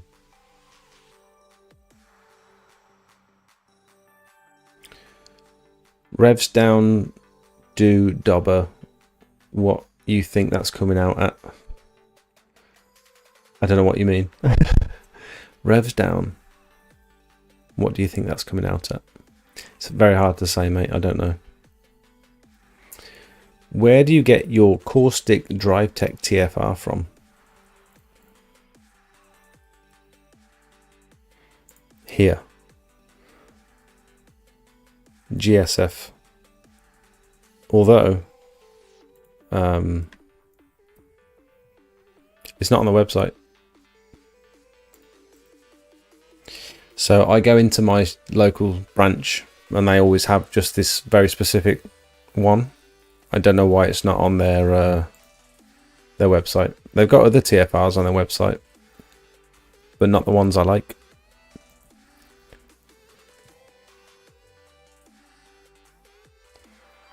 Do you think you'd use your time to train someone up, send them out, then within a year they start up themselves? I want to take someone on, but worried they'll just start up themselves. What makes you worried about that? Because of all the time you've invested into training them. I would almost encourage someone to do that, because from my perspective, I understand the position that you can get into when you're working for other people. And if you have that drive and that passion, it's not going to be for everyone. Most people are very happy just turning up, working for someone, getting paid a regular wage, a bit of safety, a bit of security. But if someone expresses an interest while they're working for you in starting up their own business, I think that should be encouraged. I think a lot of people are so scared of competition, and I think it's unwarranted. There is so much work out there. And I've had a few people mention to me about the YouTube channel, about I'm promoting this, I'm over promoting this line of work to, hundreds or thousands of people. And lots of them are, getting inspired to start their own pressure washing business. And that is going to lead to more people coming into the industry, more untrained people coming into the industry, and driving the prices down and basically ruining it for all the veterans. And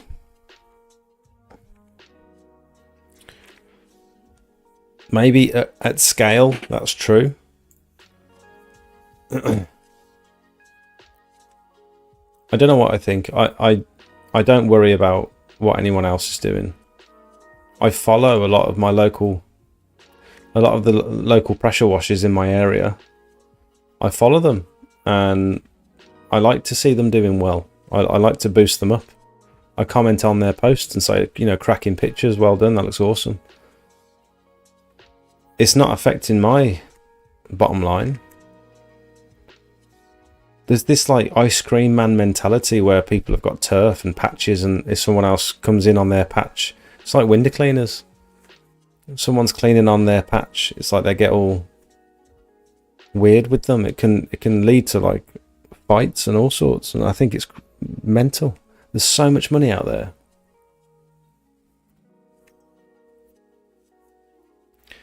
But there will be all those people that are joining the industry, driving the prices down, trying to be the cheapest. That is what's going to damage the industry. So what I'm trying to do here is, when I say educate people, it's difficult because I'm not a professional, or I'm not someone necessarily to educate people. When I come on here and do these videos and live streams, I'm trying to inform people based on my experiences. So I'm not some teacher, but what I'm trying to do is show people my mistakes and my failures, and try and help them figure out those mistakes before they make them. And so for the more people I'm doing that for, that are entering the industry and they already know, don't use a turbo nozzle on decking, on wood. Be careful when you're cleaning limestone, don't use Hypo. But make sure you do use Hypo on other stones to get good results, else you're going to end up with, you know, disappointing the customer or whatever. Make sure you're rinsing the bins down. Make sure you're clearing out the drains when you finish the job. Just all the little tips and bits and bobs that I picked up on the way. I'm just trying to help people.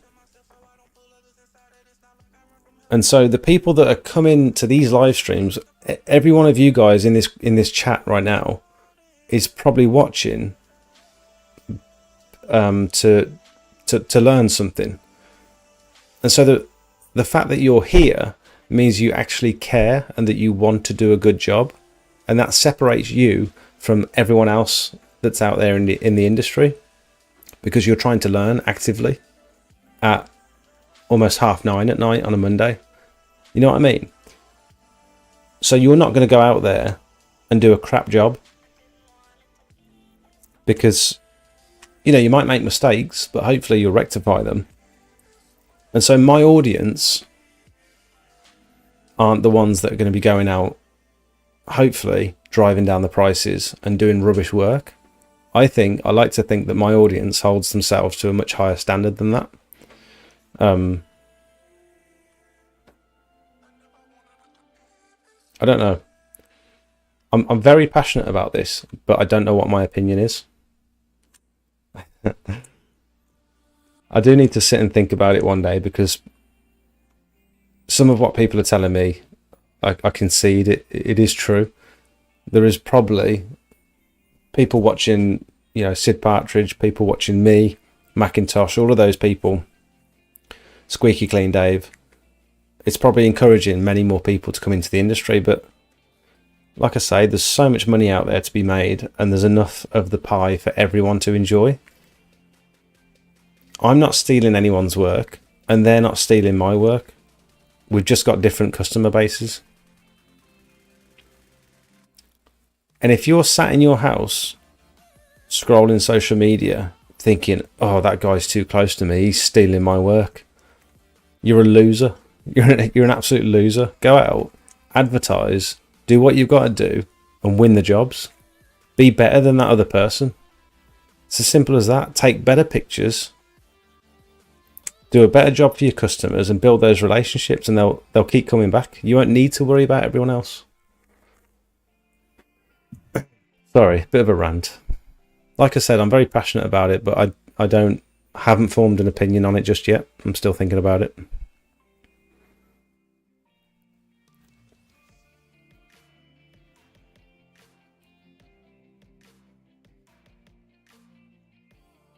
So to answer your question, Tracy, I would quite happily employ someone and train them up with the view that they could go off and start their own business, and I would help them start their own business. I'd help them choose a van. I'd help them pick the right equipment. I'd get them started. If their intentions are pure, if they're clear from the beginning, it'd be great if I could learn all this and then start my own business one day. But if they're sneaky about it and then suddenly one day they don't show up for work, that's a different story. That is taking advantage a little bit. I can imagine what answers you've got going around in your head to my question. I appreciate you not saying it. Which question? No, AGC, don't think that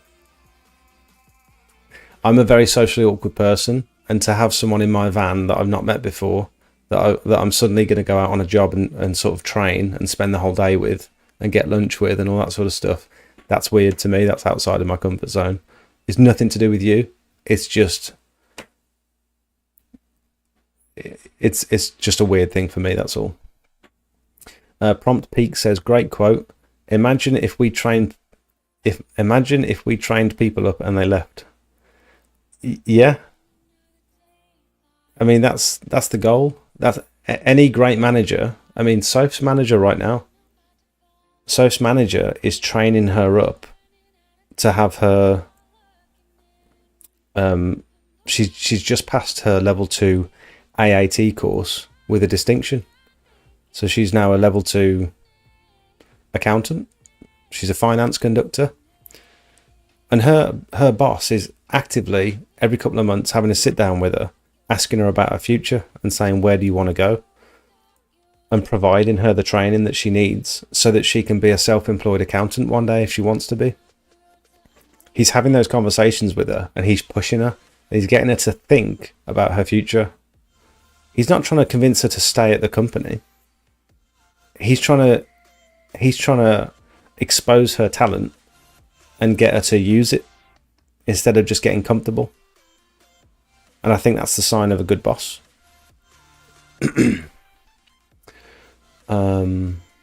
You'd show them all the ropes. That's a good view, Jake. I mean, the amount of builders, carpenters, etc. out there, prices are not driven down. It's about quality of work and service.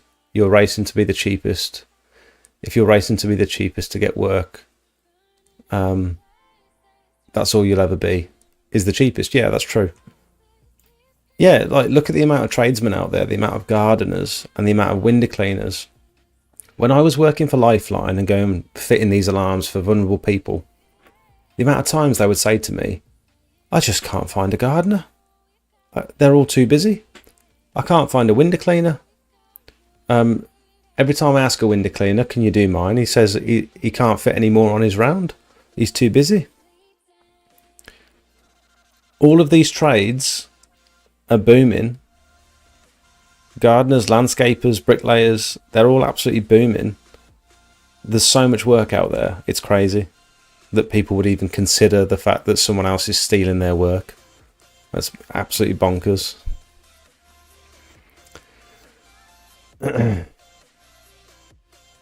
Competition is good, keeps pushing you to get better and better equipment. Yep, to get better and get better equipment. Yeah, I totally agree. If there's no competition, then standards drop. 100%. The thing is, a lot of people starting up and within less than a year, they are selling up their equipment, but don't realize what's actually involved when they get on board.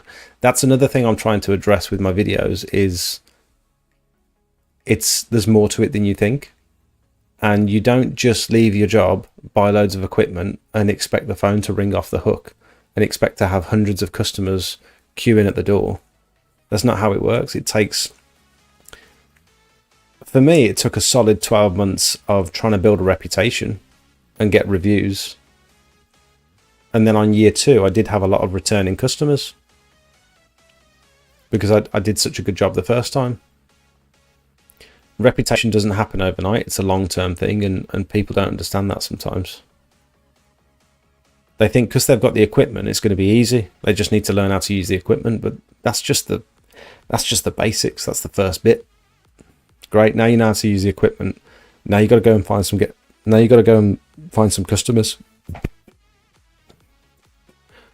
I'm going to see if Sophie will do me another coffee.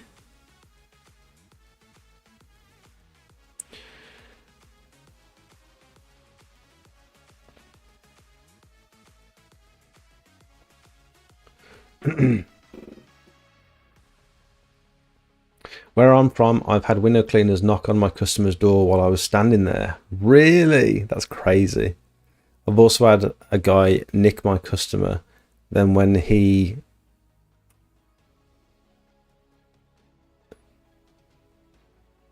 I don't know. I can't read that properly. I mean, you hear about like ice cream mans letting each other's tires down and putting bricks through each other's windows and stuff. It's just mental. You're just playing with idiots at that point. Gardening businesses have had this for years. People offering cheap prices and poor quality work, but a true professional will always succeed. Knowledge is the king for everything. Yeah, I mean, yeah, knowledge, a bit of passion helps as well if you're actually passionate about what you're doing. The last thing you should go into business for, particularly a business like this, is because you think you're going to make crazy amounts of money. And that's not to say that that's not a potential. There's a huge potential for making really good money in the pressure washing industry. But if you're getting into it for the money alone, and the job itself to you is just a means to an end, it's a means to making all that money, you're going to get very tired of it very quickly. You've got to enjoy it. Anything you do in life, you've got to be passionate about it. Else, I just don't think there's any point in doing it. There's so many hobbies and stuff that I've had in the past that I've done the hobby because it looks cool and it looks impressive. And then I realised, like, I don't actually enjoy it. So what's the point? There are some things I'd like to revisit to see whether I'd enjoy them these days, because I got pretty good at some stuff. And then I realised I just got into it for the wrong reason. This town is saturated. I think window cleaning is different to what you do, because we go through so many houses per day. Yeah, but then there's also commercial work. You could totally target just commercial work and just forget residential. You could build your website and social media around a specific type of window cleaning. It's like pressure washing. If you wanted, you could target... We were talking about it in the Discord today. One of the lads has cleaned a caravan and it came up beautifully. And I was thinking, you know, like the pool guy on TikTok and Instagram and stuff, you can gear all of your content and all of your advertising towards just cleaning caravans if you wanted to.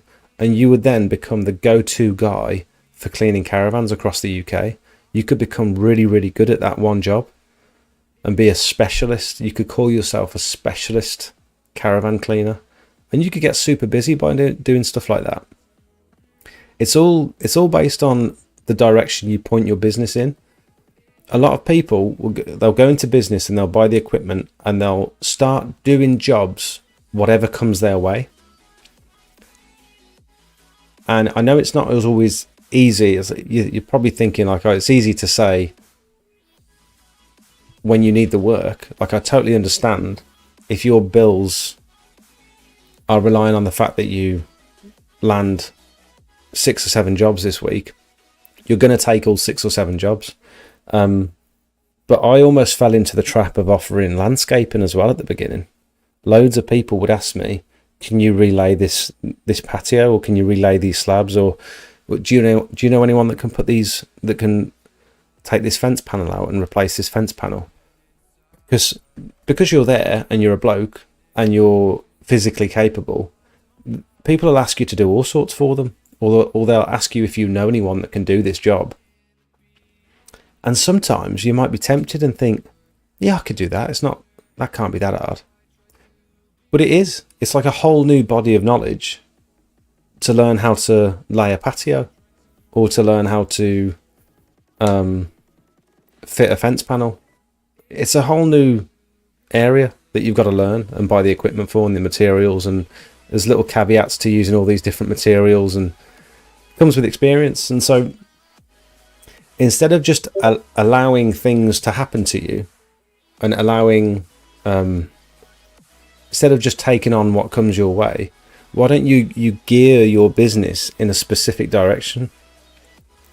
If you only want to do driveways and patios, but you know, like I'm doing here, I'm cleaning a roof here because someone asked me to quote their roof, and because I was thinking like, well, everyone in the pressure washing industry eventually starts cleaning roofs. That's where the money is. It's not true. You don't have to clean roofs if you don't want to. And I started cleaning roofs a little bit earlier than I wanted to, but it was just because I had my brother with me and I thought, I can do this. And I was just intrigued by it. But I don't advertise roof cleaning because I don't particularly... One, I don't think I'm ready for it because I'm still on my own at the minute. I've got the equipment. But two, it's a massive hassle. Like, it's a huge undertaking cleaning any roof. And you need to buy all this extra equipment. You need to rent a tower. The logistics of getting a tower there and setting it up before you've even started the job is crazy. Hello. Hey. You're right. Yeah. Would you want another drink? Yes, please. Hot coffee this time. No, can I have a cold one, please? You can't have much milk though, because there's not much left. I'll get some more in the morning. Tea. Make sure you leave yourself enough for a cup of tea.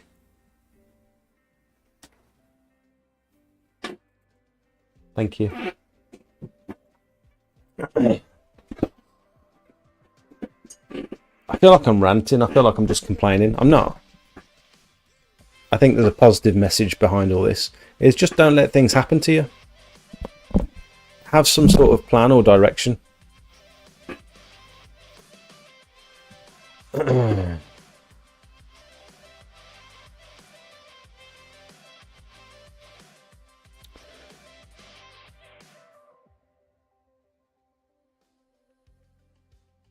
I am trying to catch up with your comments, guys. Bear with me a second.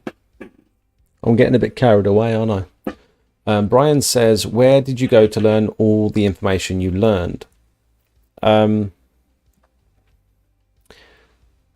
only course I've done is the... But you're in the US, I think, aren't you, Brian? So this isn't really going to be applicable to you. The only course that I've done is the Pure Seal approved applicator course, and this is basically a course where you'll learn how to prepare, clean, chemically treat and seal every single surface. So I did the module 1, which is ground surfaces, and they've got 2 other modules, I think, for like vertical surfaces, wood, roofs, all that sort of stuff. So this is the one I did, and that gave me a really solid foundation for chemical use. I'd been pressure washing way before this, but this gave me like a really solid foundation for information on chemicals and sealers. Absolutely recommend it. Yes, I'm affiliated with Pure Seal, even if I wasn't. I mean, before I had like an affiliateship with them, I was recommending this course, and I recommend their products because they're good. But this gave me like a really solid foundation, and I think anyone entering the industry should go on this course, 100%. But everything else has just been learnt through trial and error. Just trying stuff and failing upwards, as they say. I lost a job the other day because they went £18 cheaper. What sort of job was it, Lindsay? Was it a pressure washing job? It's not like window cleaners are contracted to clean a certain street. If a customer asks me to clean their previous window cleaner does a crap job, I'll do it. Yeah, my mum has gone through about 3 different window cleaners because none of them... Some of them are either not turning up on time, or sorry, not turning up on the days they said they were going to turn up, or yeah, they're just leaving water spots all over the windows, or they're not cleaning the frames when she's asked them to. Like, there's multiple reasons, and she'll just get a new one.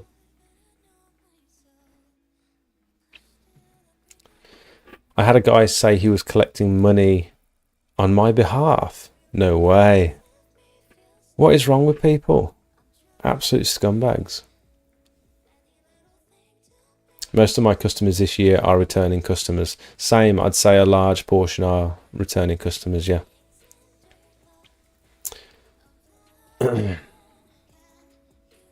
People don't realise how stressful it is to run a business. They don't. Yeah, people...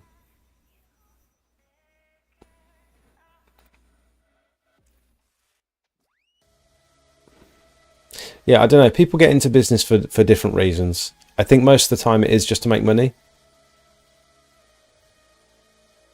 And another famous saying that people say is, I can work my own hours and I can have days off whenever I want. And if that's the reason that you're going into that you're starting a business, you're delusional. When you run a business, in my case anyway, I'm very rarely not thinking about the business. So, oh Brian, thank you so much for becoming a member. Thank you, mate. Hopefully you find the Discord useful. Yeah, you can join the Discord now because you're a Circle member. Hopefully you find it useful. I know you're in the US, so the sort of things we talk about might not totally apply to you. And we're going to be talking a lot in litres per minute, not gallons per minute, so you'll have to do the translation. Yeah, if you think you're going to have more time when you're running your own business, your business is probably going to fail very quickly. You don't have more time. You might do in the long run. You might get to the point where you can step back and have more time. You've certainly got more freedom. You've got more choices that you can make without someone else dictating whether you can make those choices. Thank you so much. Would you say that I've got more time now that I'm running my own business?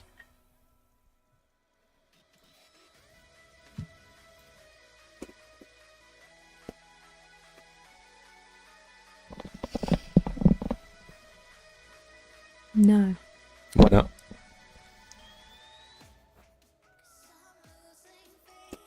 Could you still do 5 days a week? 9 till 5, 8 till 5, 8 till 10 at night. Come a bit closer so we can hear you. Want to sit down? No, I'm going to bed. Okay, just quickly.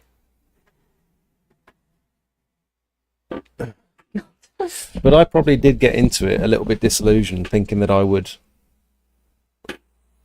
have more freedom and more time. And that I could sort of choose my own hours, which to an extent is the case. I can choose my own hours. But to have a successful business, I can't suddenly say, I'm going to take the rest of the week off. I can take the rest of the week off. But it's not going to affect... It's only going to affect me in a negative way. Isn't it? Because work... No. Well, most of the time, work backs up. And if I don't do something this week, it means I've got to do extra next week. Yeah, but it doesn't mean it's a negative way.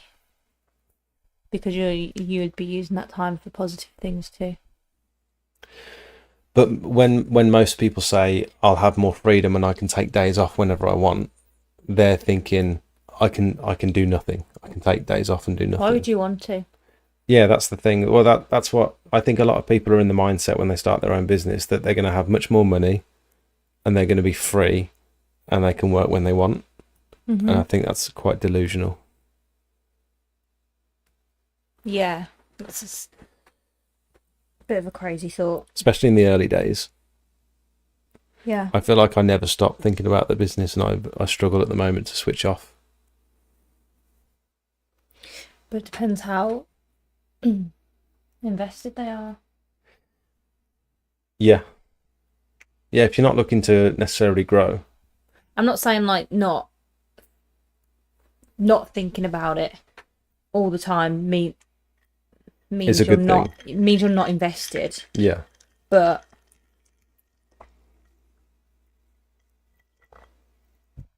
yeah, I don't know. Are you tired? Very tired. You didn't reaffirm my point like I thought you were gonna. Why? I was just saying, like, people get into business thinking it's going to be this luxury, this sort of chill. It's going to be much more chill than your previous job because you can dictate your own hours and basically do what you want to do and be your own boss. So are you saying that that's how you came into it? Partly. A little bit. Yeah, partly. I definitely thought I was going to have more time, but I do have more freedom, definitely. I don't think I've got more time necessarily. No. I mean, if I tell myself, like today, for example, I didn't start work till 12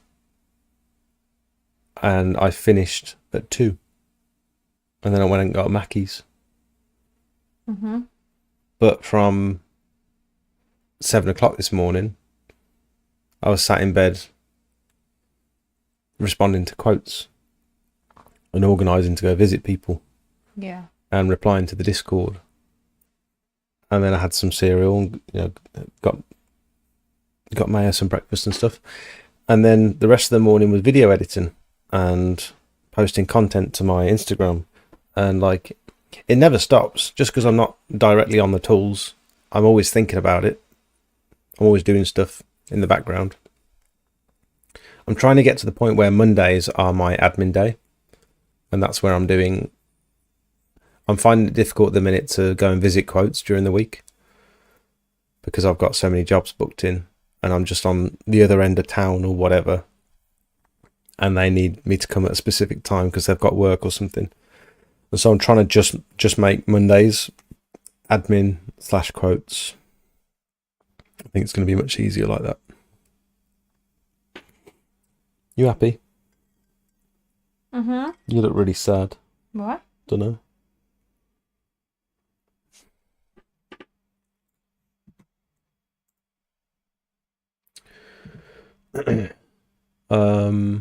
Thank you again, Brian, for becoming a member. I've missed so many messages. You're rubbish, ain't you? Follow-up question: If you had to dispense one single piece of advice, what is the most valuable piece of advice you would give? Never eat yellow snow. Don't just leave your job. If you already have a stable job, do not just buy a load of pressure washing equipment and leave your day job. It's the worst decision you can make. I think Curbside Cleaning actually disagreed with me on this point. He said, unless you're 100% committed, don't bother doing it. Something along those lines. I'm paraphrasing slightly.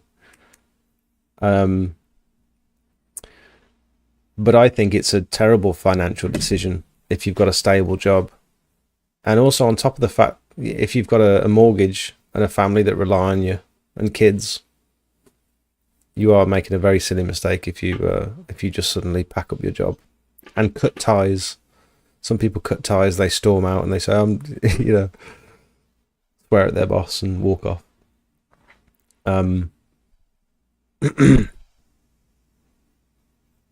Yeah, start it slowly. Start it on the side of whatever you're doing now. You will find the time. There's always time in the day. If you think you haven't got time, I could have made the argument that I never had time to start my business. Having a 9 to 5, working over the weekend as well. I was trying to fit pressure washing in evenings and weekends. And I did it. I did that for 6 months. I did it for 12 months actually, and then got to the point where I could leave my job. So if your reasoning is that you don't have time to do both, make time. Yeah, that's probably the best advice I can give. Unless you want advice on a specific topic.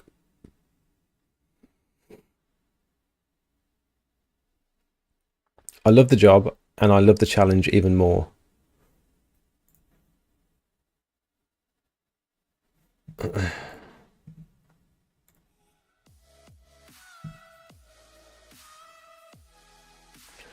I've never had any doubt on the job, even in the snow, sun, rain. I love it. That's very cool. And how many people? You're not lucky because you've put the work in to get to this point. But how much luckier do you feel than all those other people that are sat in an office, miserable, working for someone they hate, getting underpaid? How lucky do you feel that you get to do this for a living and earn money? I think it's crazy. I'm very grateful every day even when it's raining. Like I was working on that job today, and just with my headphones on, listening to a podcast, genuinely enjoying myself, just thinking, I get to do this for a job. That's crazy. And me and Rich were out in the sun the other day, and I keep quoting that Australian drain cleaning guy. He's like, "Where would you rather be, mate?" It's so good. I keep shouting it.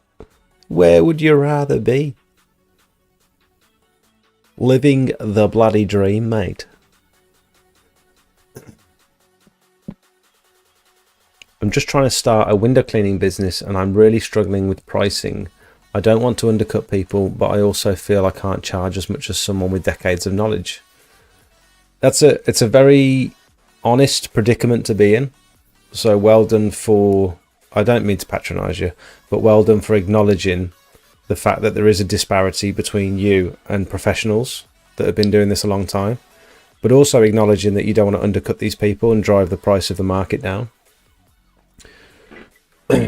So that's a good start. It's a very good start.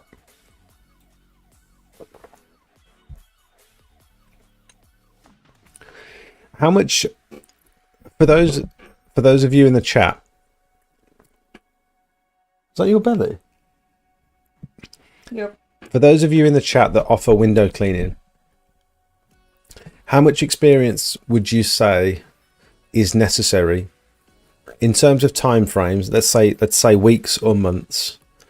How long would you say you need to clean windows for in order to charge full price, whatever your full price is? Because I would argue that could be, you could get there fairly quickly. I'd say once you've done your house and once you've done your family's and friends' houses, is there much more to learn after that point? I don't offer window cleaning, so I don't know. So I might be totally wrong here.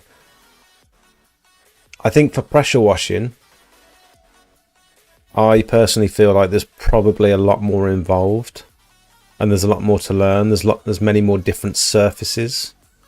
I think with window cleaning, you can get pretty in depth with all the different equipment and stuff. But with pressure washing, it's very much more based on, I think, sort of technique and method and chemical. Whereas you don't necessarily have those obstacles with window cleaning, I wouldn't imagine. Anyone with experience, can you say how long it takes you to become fully adequate for window cleaning, so we can try and help Ashley out? Can I tell you something? Yeah. Maya asked for this was so random. She asked for some Crocs, and I was like, oh. And then this girl had some. I was like, oh, they're nice, aren't they? And she was like, no, they haven't got holes in them. So she wanted the proper Crocs with holes in. Oh, that's cute. Probably like you. We should get her the Crocs. We should get her proper Crocs and get those little things to put on them. What are they called? Trinkets. Yeah. Croc. But she said she was going to ask Santa for them, and then we established that by the time Santa comes, it's probably going to be too cold to wear Crocs. So she said maybe for her birthday. I don't know what you call the little add-ons, charms. Croc add-ons. I love the little toes. Like look at these. DLC kits. Look at these. No. They're so good. They've got hairs on them. That is so good. Yeah, with little charms like these. Cute. Can we get her some proper Crocs? She'd love this stuff. Oh, she'd love it. Yeah, let's get her some of those. That can be for her next present if she gets all her stickers. Wow, Crocs are expensive. I'm going to bed. All right. Love you. See you in a bizzle. Probably going to be asleep, so. Okay. Love you. Love you. Thanks for the coffee. You're welcome.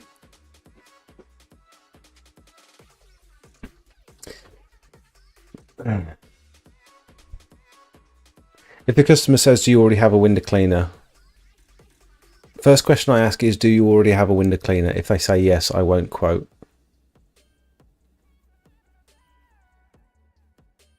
I tell them to tell their window cleaner. Tell them first and allow them to rectify the problem. That's very morally good. That's good morals you've got there. So you might be in the UK, but the internet is a beautiful thing. True. When you run the business, you're working 24/7. If not on the job, you do paperwork, sending invoices, quotation, replying to messages. Yep, totally true. And the other thing is, you get messages 24/7. People message me at 11 o'clock at night and 5, 6 o'clock in the morning sometimes. And I think the key is at least responding quickly, even if you don't do the quote quickly, or even if you don't organise to visit quickly. Make sure you respond anytime, day or night. Just say, hi Tracy, I saw your message. I can't get out to you today. Can you give me, let me check my calendar and I'll get back to you. Something like that, just to let them know you've received it. Don't send them an automated message saying, thanks for getting in touch with us. We will aim to respond to you within 24 hours. I don't think you should do all that sort of stuff, because at that point, they still don't think you've read it and they're going to try and get a quote from someone else. Be the first to respond. Try and get out to them first before anyone else does. Yeah. This is the first membership on YouTube you've ever bought. Nice. Thank you so much. I feel honoured. I do have more time. My outgoings are low and I price well equals more time. I do have more time. My outgoings are low and I price well equals more time. Yeah, if you can get to the point where you can turn down work because you price well and you're busy, that's the sweet spot, and that's where reputation comes in. If you get to the point where you don't need to advertise and you can turn down work, that's when you know you're onto something. That's when you know you've built enough reputation to for the business to almost sustain itself without having to invest money into advertising and marketing. I reached that point very early on, and maybe I'm lying here because I post content on my Facebook every single day, and so that is a form of advertising. But I enjoy that bit. It doesn't feel like work to me, and it's something that I've done from day one. If I don't post something like this one, I forgot to post yesterday, and I got really annoyed at myself that I forgot to post it, because it meant I had to post it this morning, 10 hours ago, and it sort of messed me up, because if you post too much in one day on Instagram, sometimes that second chunk of content isn't visible to most people for some reason. I found anyway, it doesn't get as much, just doesn't generate as much likes and interest and comments and stuff. So I try and post once a day when I'm working, not on my days off. And this is just what I do. This is what I've done since day one. Before and after pictures, before, after, before, after, before, after. And this has been my only form of advertising. Also, little shout out to H2O in Bromsgrove. They are hiring. Incredible opportunity to work with some of the best in the UK. Get in touch. I need a wee. First wee of the evening. We are 2.5 hours in, and this is my first wee of the evening. This is a record.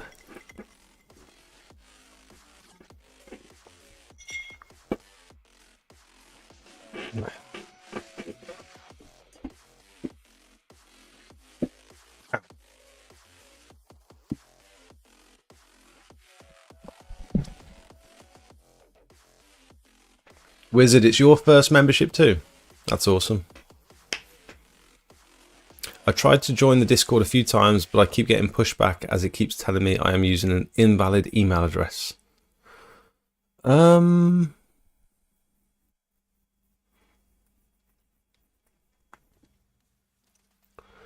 invalid email address.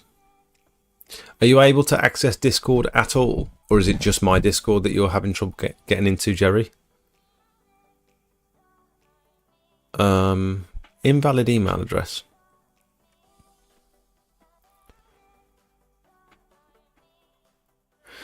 Is it specifically when you're trying to link your YouTube? And are you getting kicked out of my Discord? Or is it signing up to Discord in the first place? If it's an invalid email address thing, you might need to just reset your password and go into your emails, check your spam folder for any activation emails.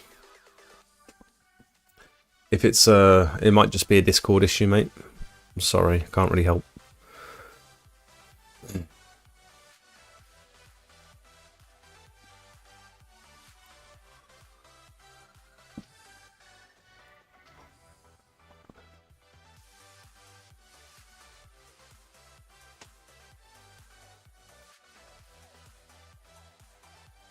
Can you understand him okay because of his accent?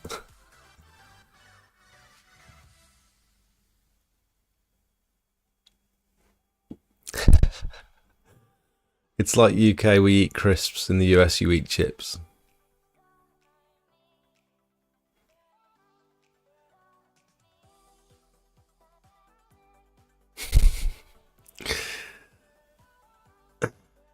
UK babble sophisticated so it sounds smart. Okay. What's the Aussie drain cleaner up to now? Should we have a look?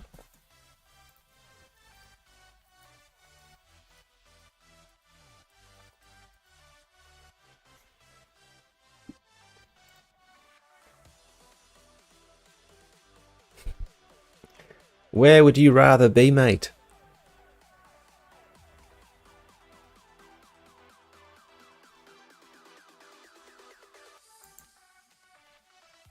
Block drain and wow! I'm not going to make the mistake this time of playing the video and then walking away from the screen while I go for a wee, because my whole YouTube got demonetized last time.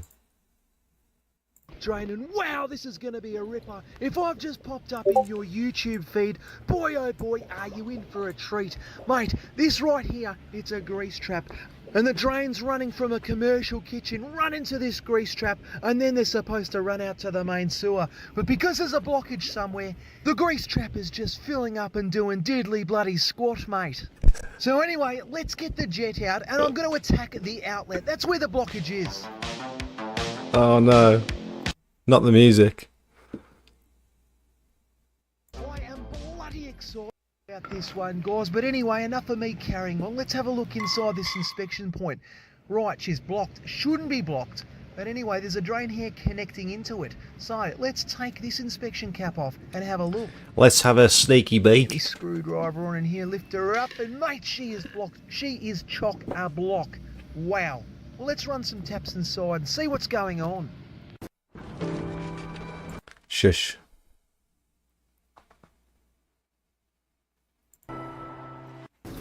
You did four days training for free.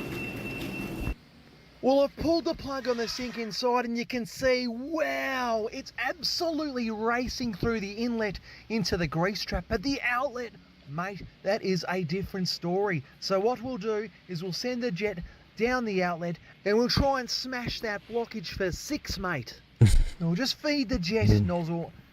Where would you rather be, mate? So in response to the window cleaning question I asked earlier, Tracy trained for 4 days and then you're off. Dradsdy, right away, full price, but take your time and make sure you clean it and rinse well. James says 1 day with a local window cleaner.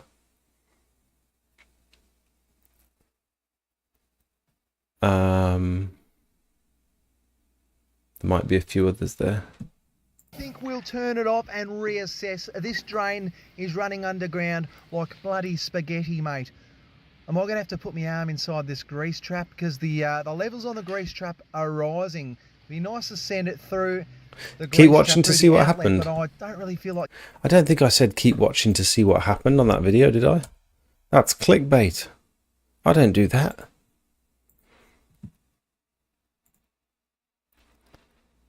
The roof cleaning disaster. First time pressure washing a whole roof. Yeah, I didn't say keep watching to see what happened. I don't like it when people put that. Well, the customer of that particular roof clean complained that she had some wet patches in her loft, and which was true, she did. But she also said that she thinks I caused holes in the felt. But there's loads and loads of comments on that video saying there's no way I caused those holes. So I went up and repaired them anyway, but I don't think I necessarily needed to. But I could have done an inspection beforehand, or I could have written a disclaimer and said I'm not responsible for any damage. I need a wee. I'm sorry, guys. I will be back very shortly. I'm not going to leave this video playing because I got told off last time I did that. So you can stare at... What can you stare at? Give you something to stare at. There you go. You can stare at Jakey.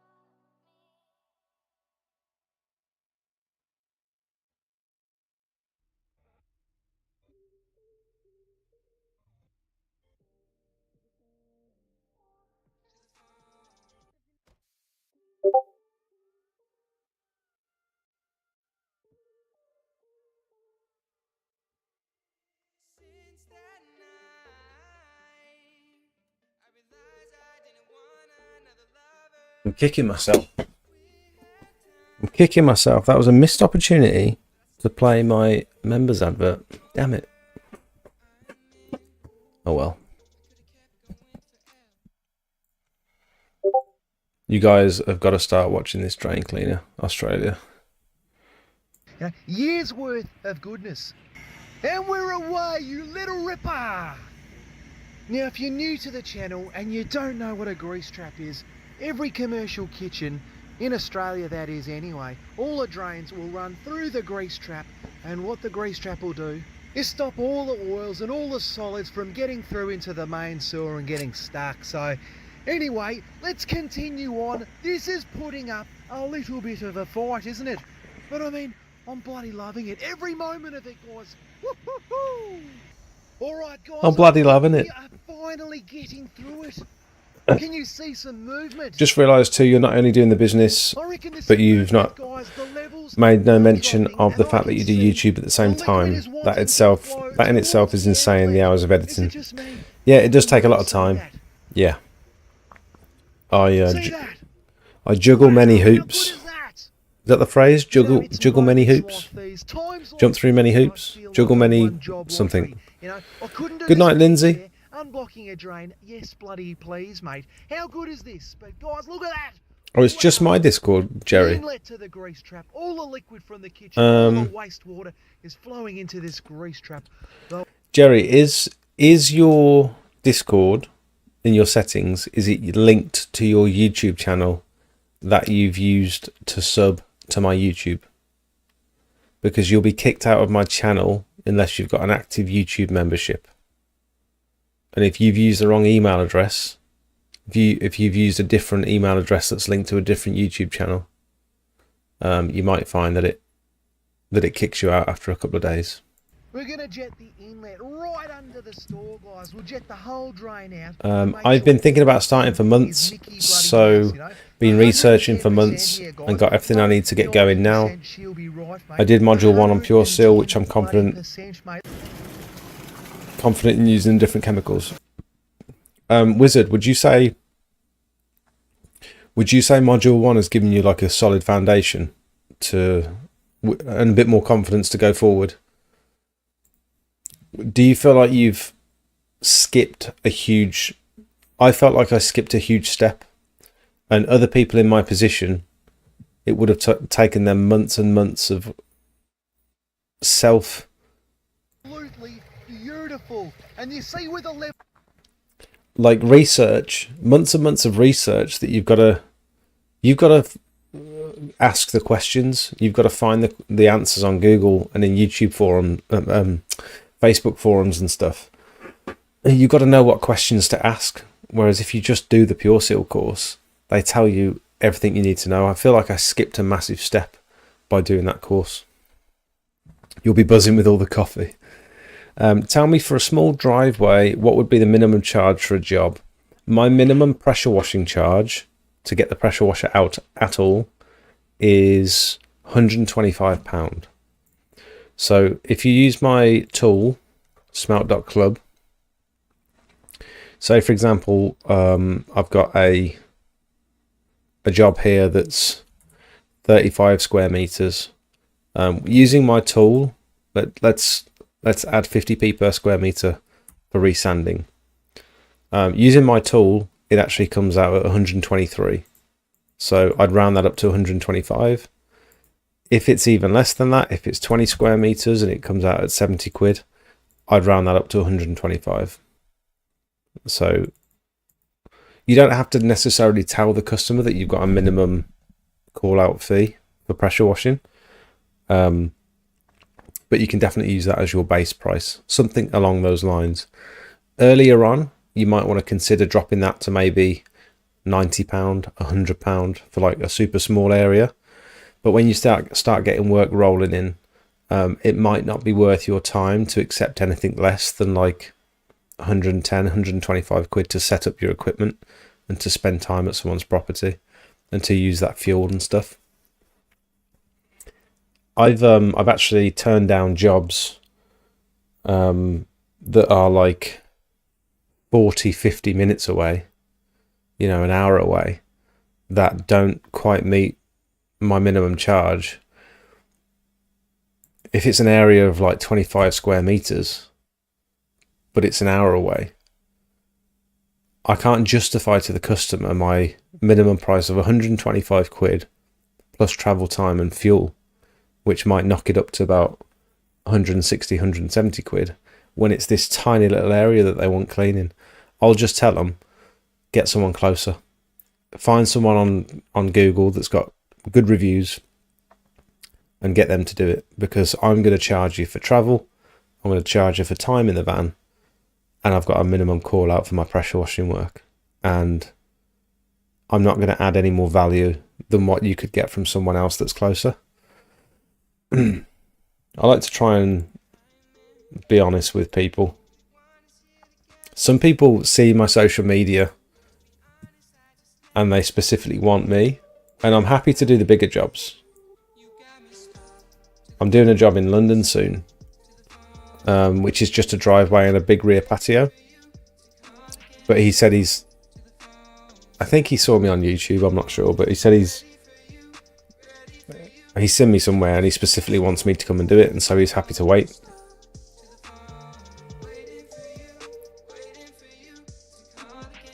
This is what I say about reputation. You start to get those that portfolio and all these jobs and pictures behind you and all these reviews and stuff, and it really does, you know, if you can become the go-to guy in your area for this sort of work, you'll never need to advertise again.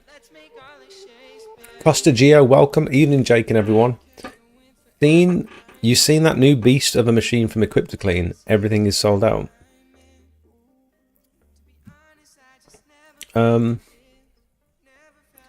Everything is sold out. Is it a new beast of a pressure washer? This one.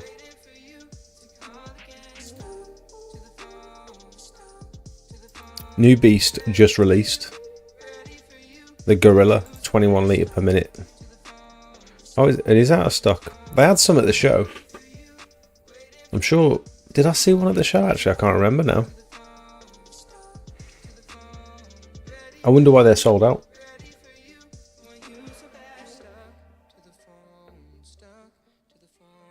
That looks smaller there. Doesn't that look huge in this picture? And then you look at that one. Oh, it's not got the hose reel on top. It still looks smaller than I expected, actually. In a good way. I thought that was going to be absolutely monstrous trying to get that in and out of the van, but... oh my god.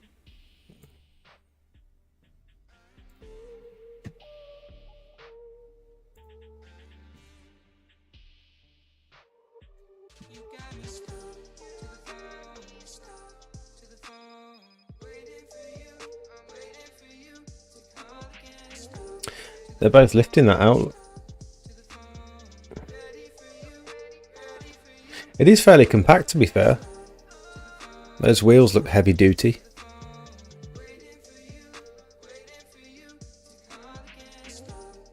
What are people's opinions on the hose reel being on top of the machine?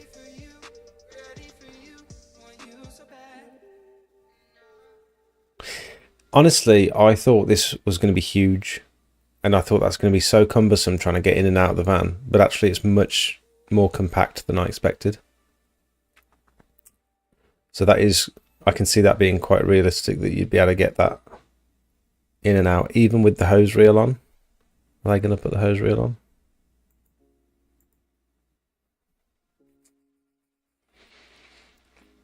It's quite a small hose reel as well. Oh, it's got the ball valve on it.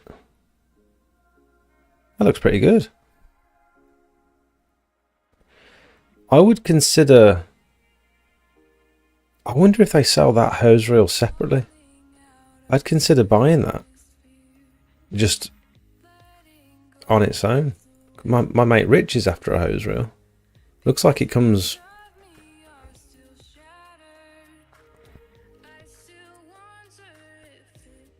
I wonder if it only specifically comes with that kit.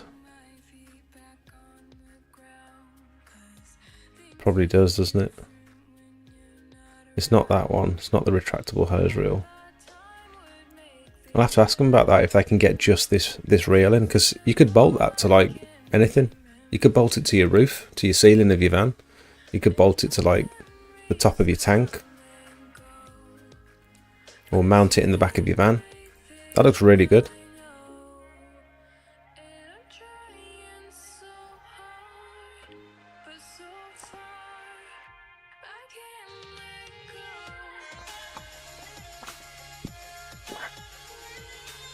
I don't know who's carrying, I don't know who's taking 1,000 litre IBC with them on these jobs. Who can fit 1,000 litre IBC in their van?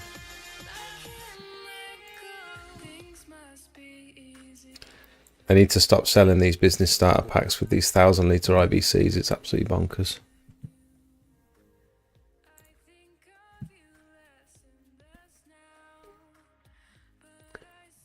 I like the 90-degree fitting that's inside that hose reel as well.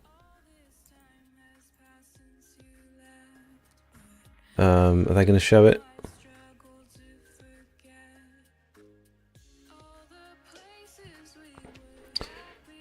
It's in there. The 90-degree fitting in the barrel of the hose reel. I could do with one of those on mine, really. Oh, he's got a GoPro mounted to the lance. I wonder how much shake that adds. I wonder how much with the footage. I wonder how much it vibrates.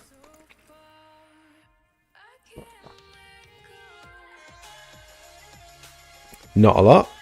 Wow. I didn't think that would be possible.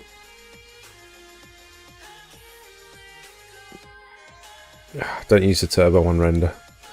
That looks much better. That footage looks much better than I expected to, being mounted to a lance like that.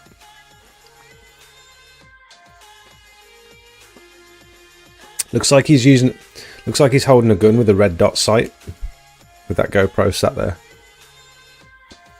Wicked. I want to know more about that hose reel.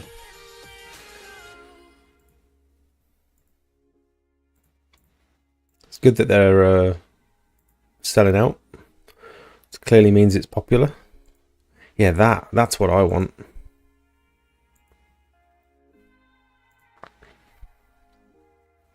It looks well made.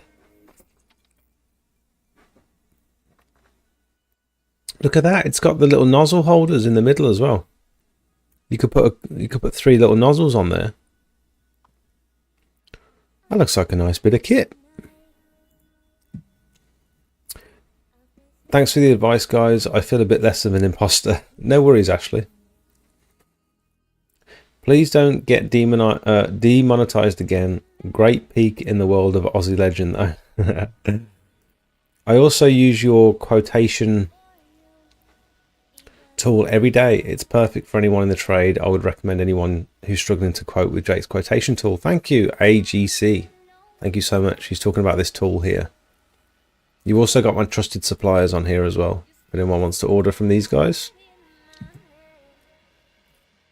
Hi from Europe. What product do you recommend for deck clean? If it's real wood decking, I would probably just go with a light pressure wash, not too close, and then a biocide treatment. So the product I'm using at the moment. Am I speaking too close to the mic? I can see it peaking. Sorry, I might be being too loud. I'm trying to shout over the music. I think my music's a bit loud in my ear. That's better. I'm using Backclear Pro, Backclear 50 from Pure Seal for decking, and that's the one that you'll see in my latest video. I literally cleaned decking last week, and I've just put a video out about it today, about some of the do's and don'ts. This one here. So you might want to consider watching that one. Pure Seal also do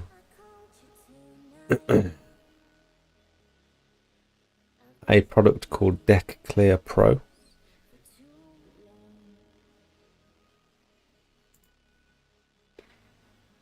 Which is a specific 2-part formula that you mix on site and apply to the deck. And some of the before and after pictures that people have come up with this product are unreal. Before, look at that. Absolutely crazy transformations. So yeah, I don't know what the secret ingredients are, but that might be something to consider as well. But yeah, generally, you don't want to use sodium hypochlorite. You can, but it's going to bleach the surface, so you might want to be careful. You'd probably be better off using a biocide. I've got a grouting job next week. Bought a mortar rake on my angle grinder. Any brands that you recommend? Yes. Wicks do a really good one. I can't remember the brand name. This one.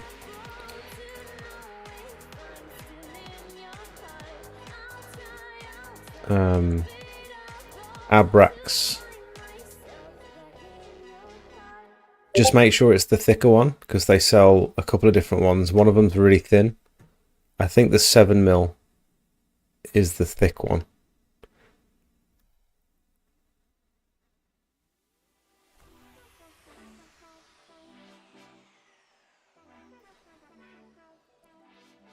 Is that the right one?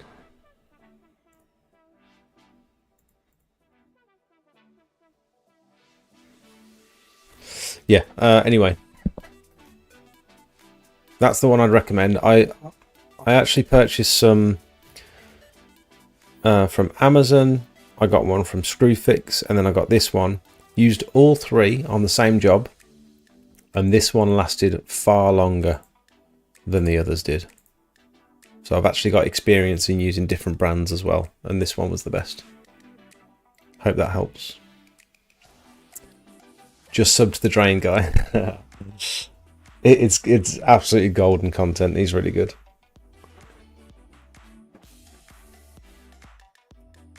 The drain guy is very happy. He loves his job. Where would you rather be, mate? Well, my friends, I must head out. Here's to learning and growing together. I really appreciate all the conversation. I hope to learn more before starting the business this year. I have a lot to learn. Thank you for joining, Brian. And I really appreciate the membership. See you, mate. How many are in the Discord? That's a good question. Online, we've got 14 members. Well, they're online in this specific chat. Oh yeah, that's online total. We've got 14 people online. And offline at the moment is 116. These are all active members as well, because if they don't have active memberships, then they get kicked out automatically. Some of them are VIPs, so there's a few more in here that don't need active memberships, like Darren from PWS.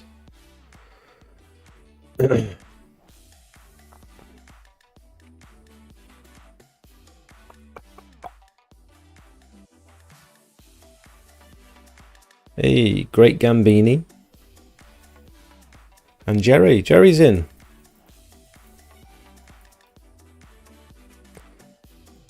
You made it.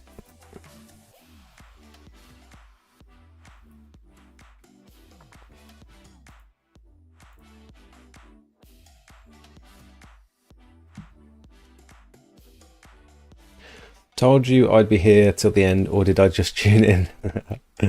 How you doing, Dan? You right? Does your quoting tool convert into dollars? No, I need to. I'd like to know how many people use this. I need to look at the metrics on the hosting website to find out how much traffic actually comes to this website. To one, see if it's worth updating, and to two, see if it's worth actually paying the money to keep it live, because it's not cheap. And I don't get anything from this. I don't get any return on this. Also, if it's something that people find really useful, I'm considering potentially turning it into an app. However, on that note, there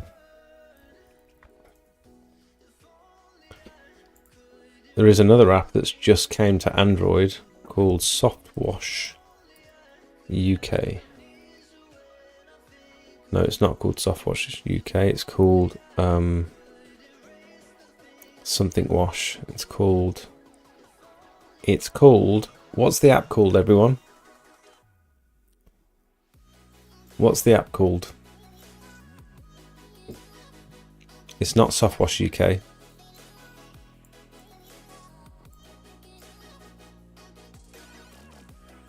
What's his name? Hero.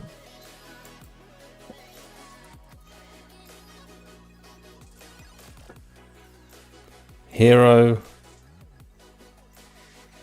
Wash. Hero Soft Wash.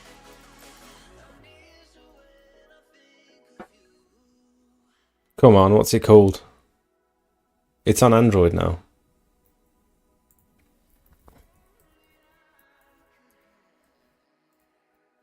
It is Hero Soft Wash.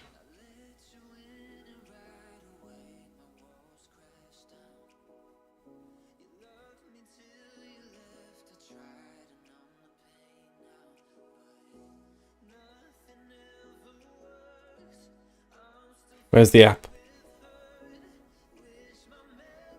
It's on the App Store. It's the best. Pressure washing calculator.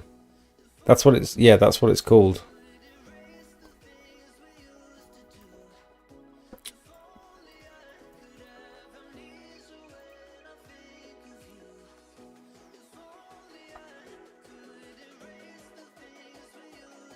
And it's very well built out. I haven't used it yet, but yeah, this is it. This is the same guy, I believe. And it's only just come out on Android. It's been on Google. It's been on the Google Store for a long time. It'll give you the soft wash mix ratios. You got checkboxes very similar to mine. I think he did it first. Honestly, I didn't steal anyone's ideas or anything, but it turns out people can have similar ideas. But his looks very well built out.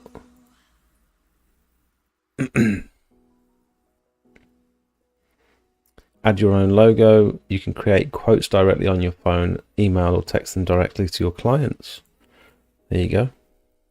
Work out your soft wash mixes. Roof cleaning calculator.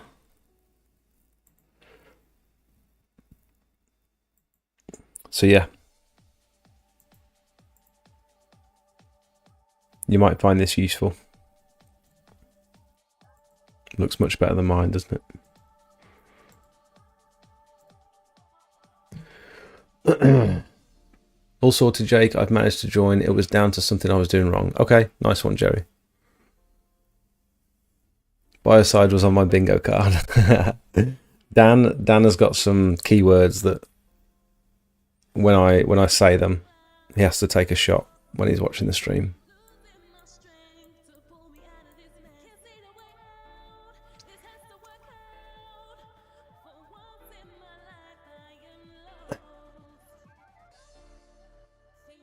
Is that Kiam a good machine?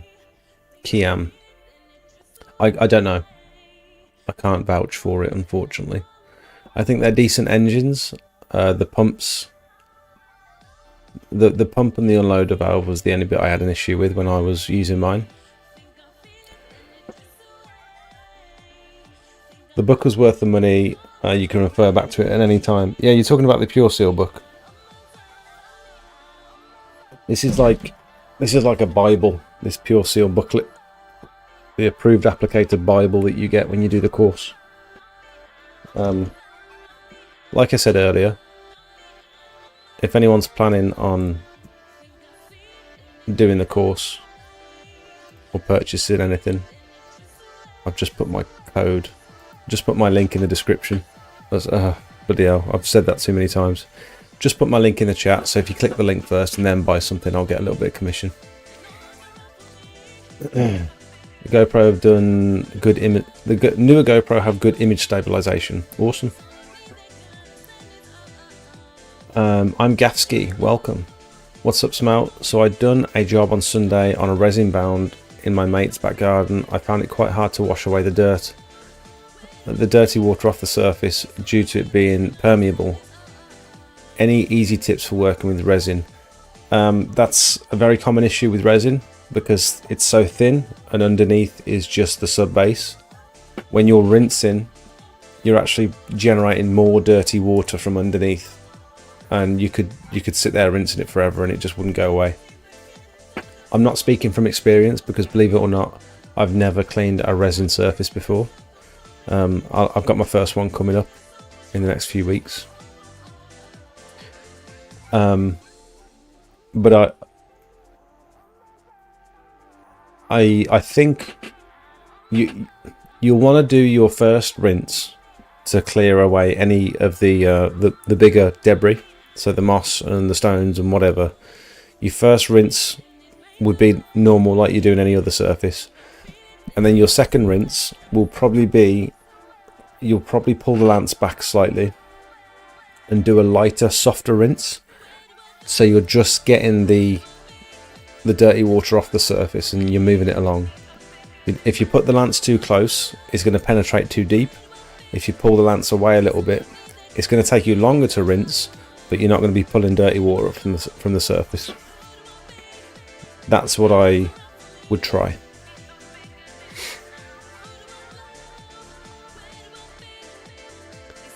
I don't know how they are selling 1,000 litre IBCs. I can't tell if lack of knowledge about how buffer tanks work, or if they know that vans have a weight limit, let alone size. Yeah, it was a crazy choice, that is.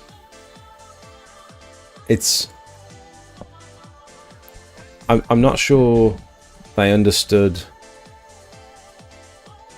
I don't know. I mean, the idea of a buffer tank is that you don't need all the water for the job in one tank. It's permanently getting topped up as you're working. You just need a buffer. That's the idea of having a buffer tank. Yeah, I don't know. Do you ever quote through pictures? Yeah, sometimes if I can't get out to the job. Yeah, or if it's quite far away. I quoted this one from Just Pictures. I just make sure you ask for good pictures. I use the words, if you can take good pictures or videos of the entire cleaning area, that would be very helpful for me to give you an accurate quote. Because I've quoted off pictures in the past and they just forget that they've got this whole alleyway that runs down the whole side of the house that takes me an extra 15 minutes, half an hour to clean. And I didn't account for it in my price. You assume when someone sends you a picture, you just assume that it's the whole cleaning area, because why wouldn't it be? Why else would you need a picture? You know what I mean? If you're not sending me a picture of the full area, why do I need a picture in the first place? So be very selective with your words. Videos, some people do videos and they'll just do a little quick pass like that, and then when you get there you've realised actually up by the shed there's another 16-17 square meters and there's a path down the side of the house that they didn't get in the video. It's like, why have you bothered sending me a video in the first place?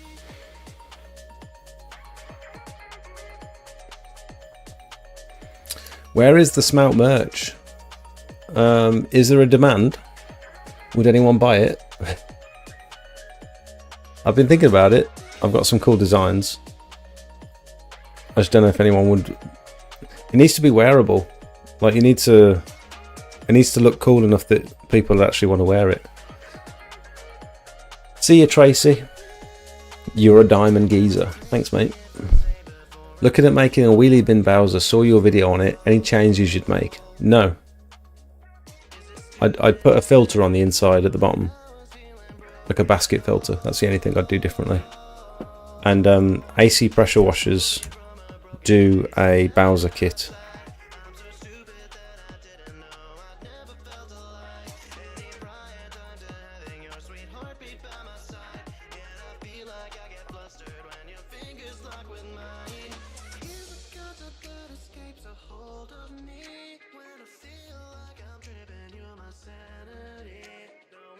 I don't like a lot of these websites. None of them are very good for actually finding, like, just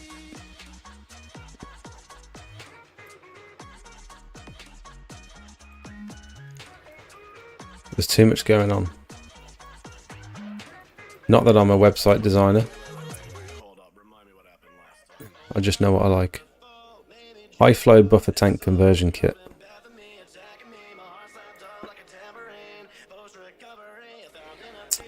So that's a little filter there, look, that brass filter. That's not the one I had in mind. Well, it's a strainer, yeah. Not the one I had in mind, but it might be a good idea. So this is ideal, yeah. This is exactly what... This is everything you need to convert a wheelie bin. They've changed it. This kit never used to be on the website. This is new. But this comes with much more premium fittings than mine did in the buffer tank video. This has got the Nito couplings, and this ball valve looks a little bit smaller, a little bit less cumbersome.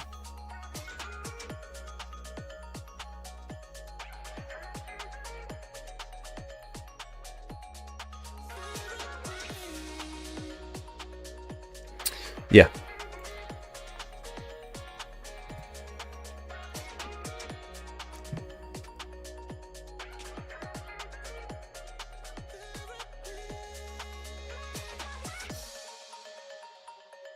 I've made a quote tool on Excel and now converting it into a Discord bot. That's cool.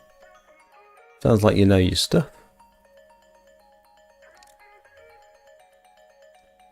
Evening, Chelt.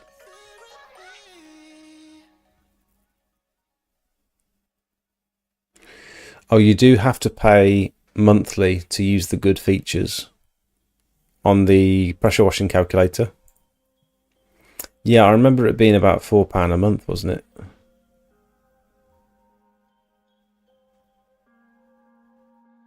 I can't remember. No reviews just yet. Normally it says in-app purchases somewhere.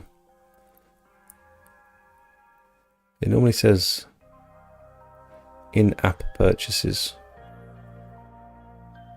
Strange.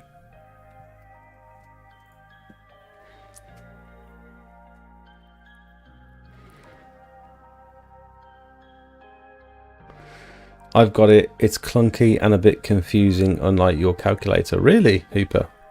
That's interesting. I designed my calculator for me because I still use it as well. A lot of the times when I'm doing a quote, if I'm in front of the computer, I won't do it on my phone necessarily, but if I'm in front of the computer, I'll pull this website up and just have a quick look. It's just like an easy calculator for me. It's easier than me pulling out the calculator and typing numbers into this. It's actually easier for me to just quickly pull up the website and just bash that in. Jake trying to get his P's up. I don't know what that means.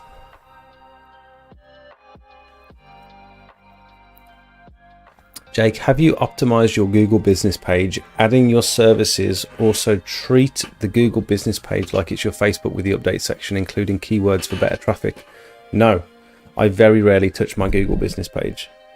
I said I would. I told myself that I would. I don't. I know I should to drive more traffic, but no, I don't. Oi oi, meant to get a bit of back 50 off you earlier. What do you mean? Are you talking about Craig? Yeah, I should be putting more effort into my Google business page.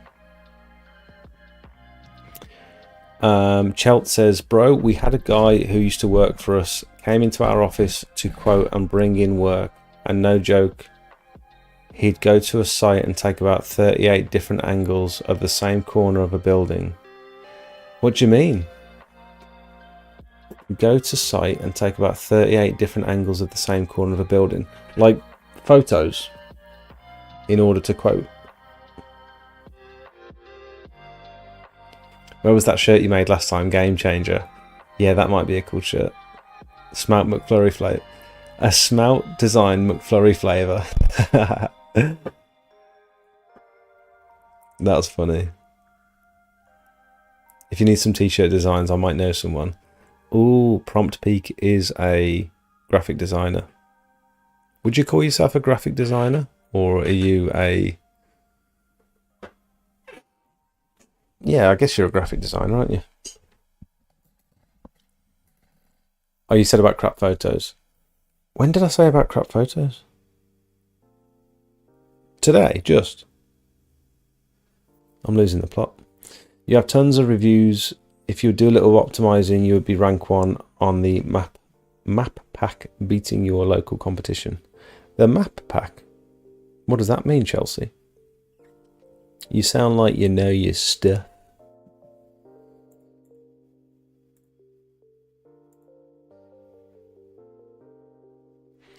What chemicals did you use? Looks great.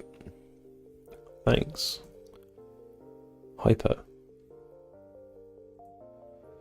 And Synergy.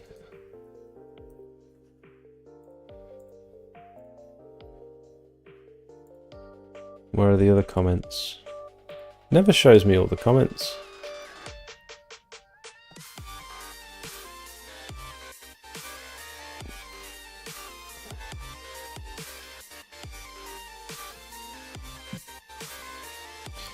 You will see the map pack.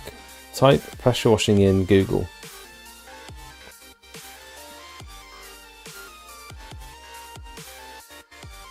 Oh, I see what you mean. It's these bunch of people here. Looks like I am at the top, but I would be at the top for me, wouldn't I? Because I click on my website all the time. I suppose if I cleared my cache and cookies and stuff, it might be different. So this is the map pack here.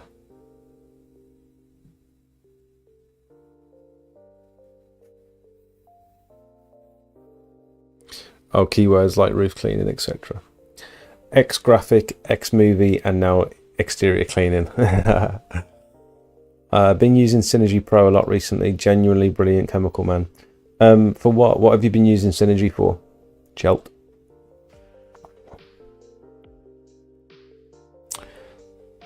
It appears above websites, so it's a very good way to get clicks. Yeah, this would be very powerful.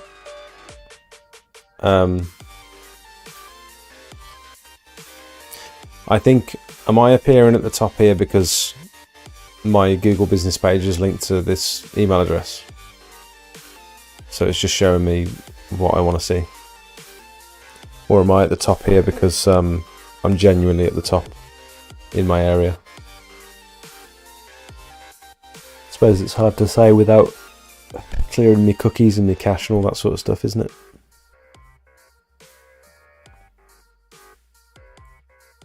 How's my video doing? Oh, 500 views in 3 hours. That's not bad. Not bad at all. Has anyone watched the video? It's a little bit longer than normal. It's about 33 minutes long compared to my other ones, which are under, around about 10-20 minutes. How long would you say the peak, no pun, of the season lasts? I would say peak season is middle of March until the middle of September, and then it will drop off a cliff.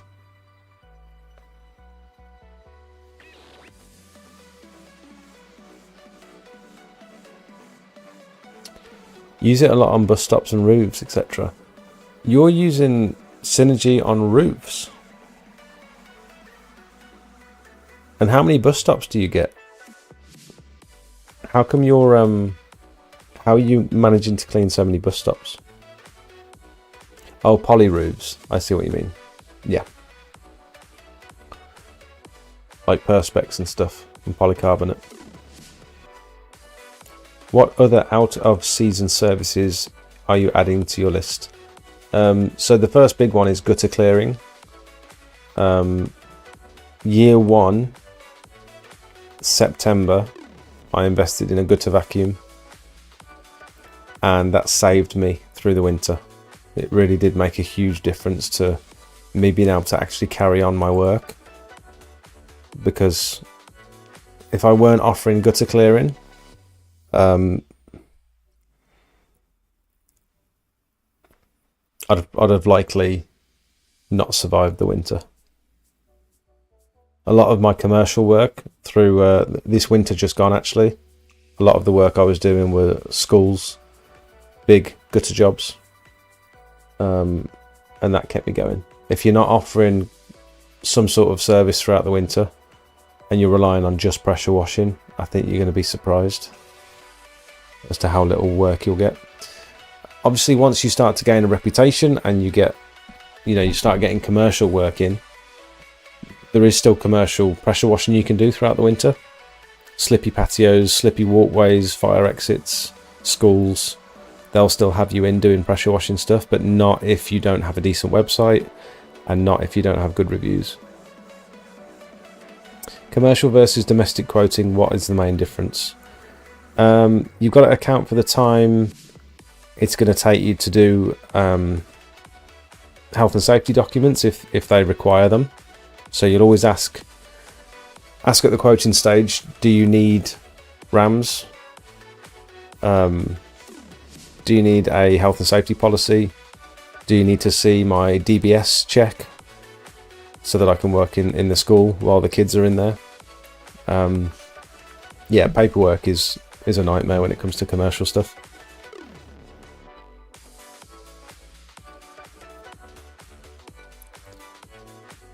But in terms of quoting, things are just bigger. Things are just on a bigger scale. So even something like gutters, I found that the gutters for commercial properties are generally bigger and wider, and they've got more stuff in them. The waste that you collect is generally much more than on residential properties. So you've got to have a solution for all the waste that you're going to get rid of. The pressure washing, big commercial properties, you're going to spend so much more time on a commercial job, and they'll probably take much longer than you think. Underpricing a commercial job is one of the worst things you can do. Some people think, the bigger the job, the more I'll bring down the price because it's more square meters. I want to give the customer more value, so I'll bring down my price per square meter. But other people don't do that. They think, it's a commercial job. There's going to be unforeseen circumstances. And like Chelt just said, they have the budget. Most schools have a cleaning budget. And so regardless of what price you put in, unless it's crazy, they've got the budget. They have factored in the fact that they need pressure washing and gutter clearing potentially once a year. So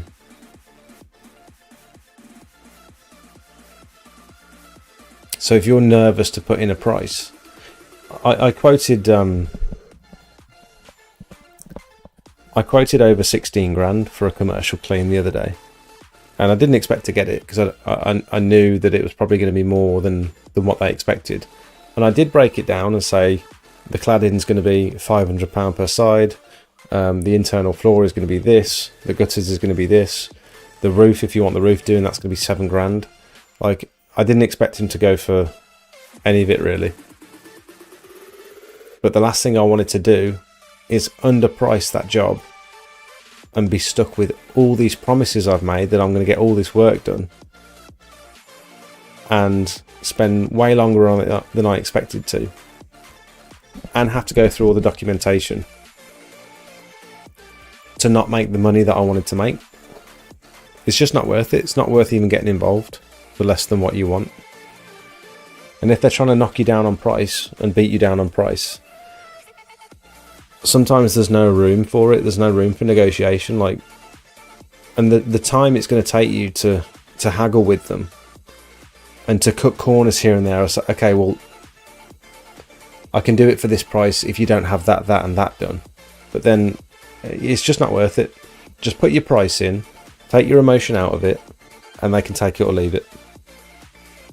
It's difficult at the beginning because you think you need to land every job, and you don't. Most people don't appreciate how much pressure washing costs. Most people are getting quotes for this stuff for the first time. Because you can look at some commercial properties and see that it's never been done before. And so the first quote they get, they're like, bloody hell, I didn't think it was going to be that much. It's like, yeah, look at the size of it.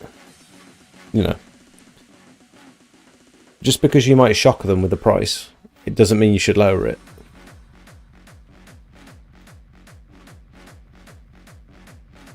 But equally, you want to give the customer value. So if you're offering a fantastic service and you know you can get good results, the customer's not paying for your time or for your fuel or for how many people that you get on the job. The customer is paying for the result, regardless of how you achieve it. And if they're not willing to pay that price for the result, then they don't get your result. They might get a different result from somewhere else, but it might not be the same as your standard. You know what I mean? How do you quote your gutter cleans? Generally by the meter. On commercial work, I'll do it by the meter. On a school recently, I did it at around about £3 per meter, and it worked out around about right. it was like 265 meters, £3 per meter. It was just over 700 quid, I think, that was about right, what I wanted for the day. It was a day's work, less than a day's work. I think we were there from 8 till half 2, I think. How's the van holding up? It's doing really well, thank you. Have you fixed your door ladder? No, I haven't touched it. What type of inlet hose am I meant to have? The one from the buffer tank to the pressure washer for the Hyundai. You'll want a 3/4 inch clear wire reinforced hose.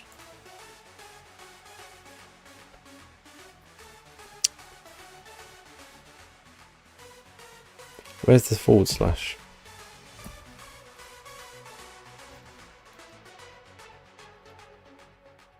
Something like this. You can get them from anywhere.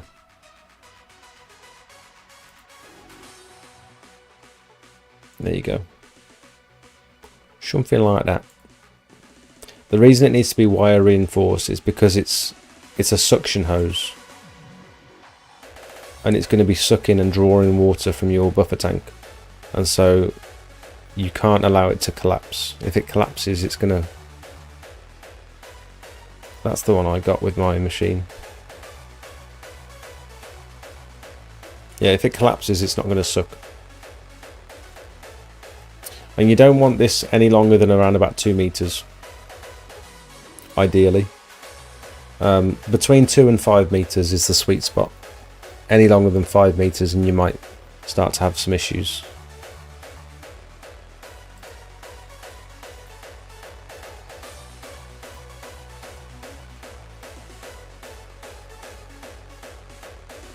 Commercial versus domestic quoting, what's the main difference? I think we've just been over that. Generic RAMs with on-site dynamic risk assessment is the one. Yeah, so you can send them a generic risk assessment with your quote and say, we'll adjust this risk assessment and customize it for your needs upon accepting the quote. So you're not spending time to make this purpose-built risk assessment for this specific job, because some of them ask for it at the quoting stage. But you could spend hours doing that and then to just not have them reply, or for them to accept someone else's quote. Just typed in pressure washing Reddit, you were top, I'm in London. Oh, that's awesome to know. Thanks, Carl. That's great.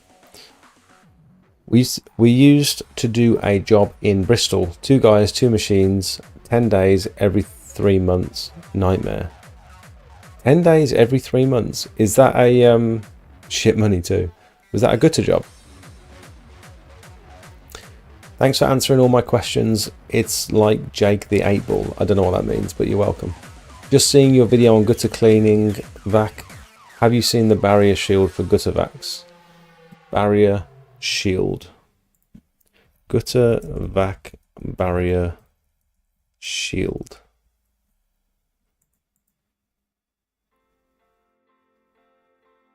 Don't know what you mean.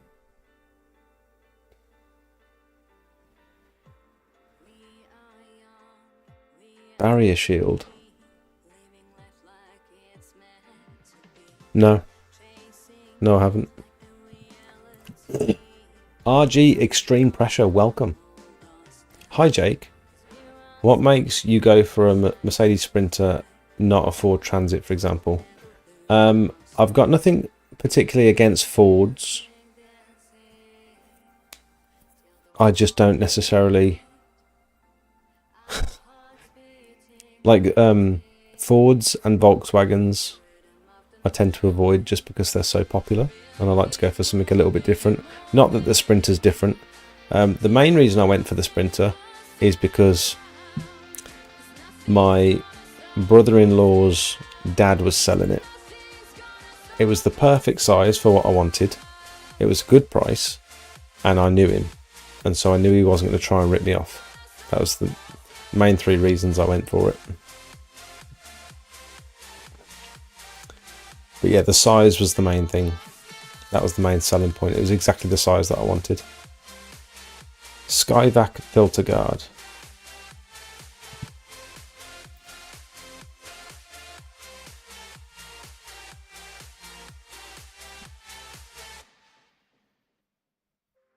The deflector plate.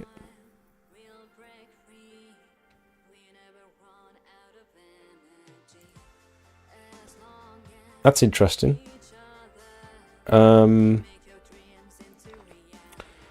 They have a filter guard. The good to vacuum systems ones do, but it's not like a deflector plate like that one. It's just a it's just an open guard.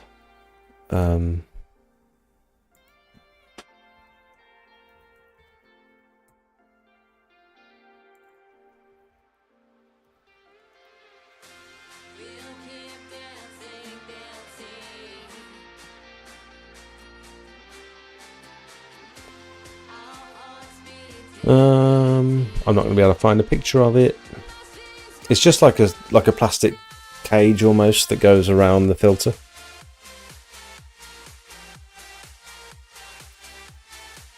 I actually broke mine the other day. It dropped onto the floor. The whole head of the vacuum dropped onto the floor and rolled halfway down the street.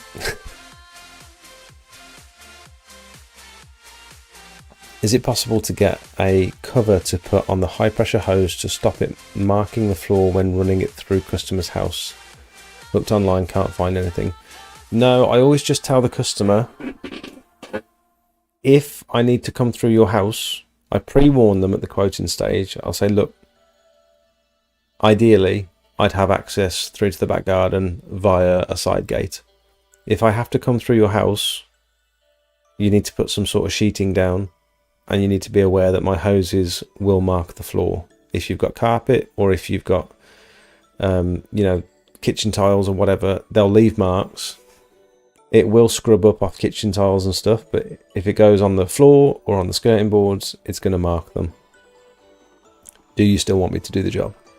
And then you're totally removing responsibility from yourself, and you're putting the onus on them to make precautions for you to actually do the job. Anytime you go through the house, you need to be putting your quote up, putting the price up, because it's so much extra effort and inconvenience and faffing to go through someone's house. One is bringing the equipment through. Two, as soon as you have to pull hoses, so my machine's van mounted, so I pull hoses from the machine, and if I'm going out into the back garden, it means whatever door or window my hoses are coming through, that door has to stay open, because it's a thick high pressure hose. You can't close the door, and that means when I'm cleaning in that area, I'm going to splash dirt and water inside the house, and so you need to let them know that as well, so they can make sure. Sometimes they'll say, oh, it doesn't matter, I'll clean it up. But other times they'll want to put sheeting or carpet or whatever down to protect the surface inside the house. Because the last thing you want to do is take responsibility and end up having to pay a fortune to replace someone's carpet. If you allow them to make the decision, instead of trying to fix it yourself and trying to sort a solution yourself and it potentially not work on the day, put the onus on them. I can either not take the job, or you can sort it out and set some precautions so that I can do it and that you're happy. It was a jet washing job, basically a big site, casino, clubs, restaurants, hotels and office complex managed by one company. And they wanted it pressure washing every 3 months. That's insane. The crafter and the sprinter are the same, even the door handles are the same. Yes, I do like the look of the crafter. It looks very smart. But I always think that the Volkswagen stuff's overpriced just because it's got a Volkswagen badge on it. You when you buy one, you become part of the VW club, and suddenly the price of the van goes up. I don't know. What's your thoughts on the Equip to Clean business startup package? Should we have a look?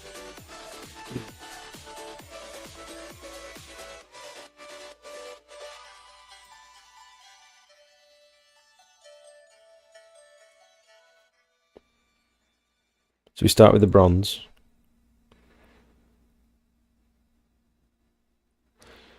Okay, honest opinion time.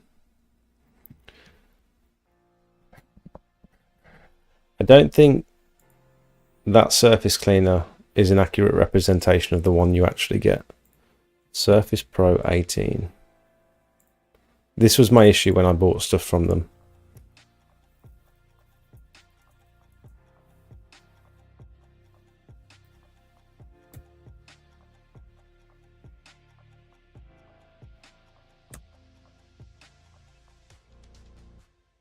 Surface Pro 18 Rotary Surface Cleaner.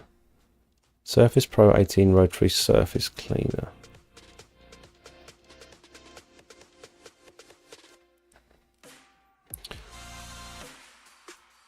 So I bought that one thinking it had 3 wheels and 2 bars.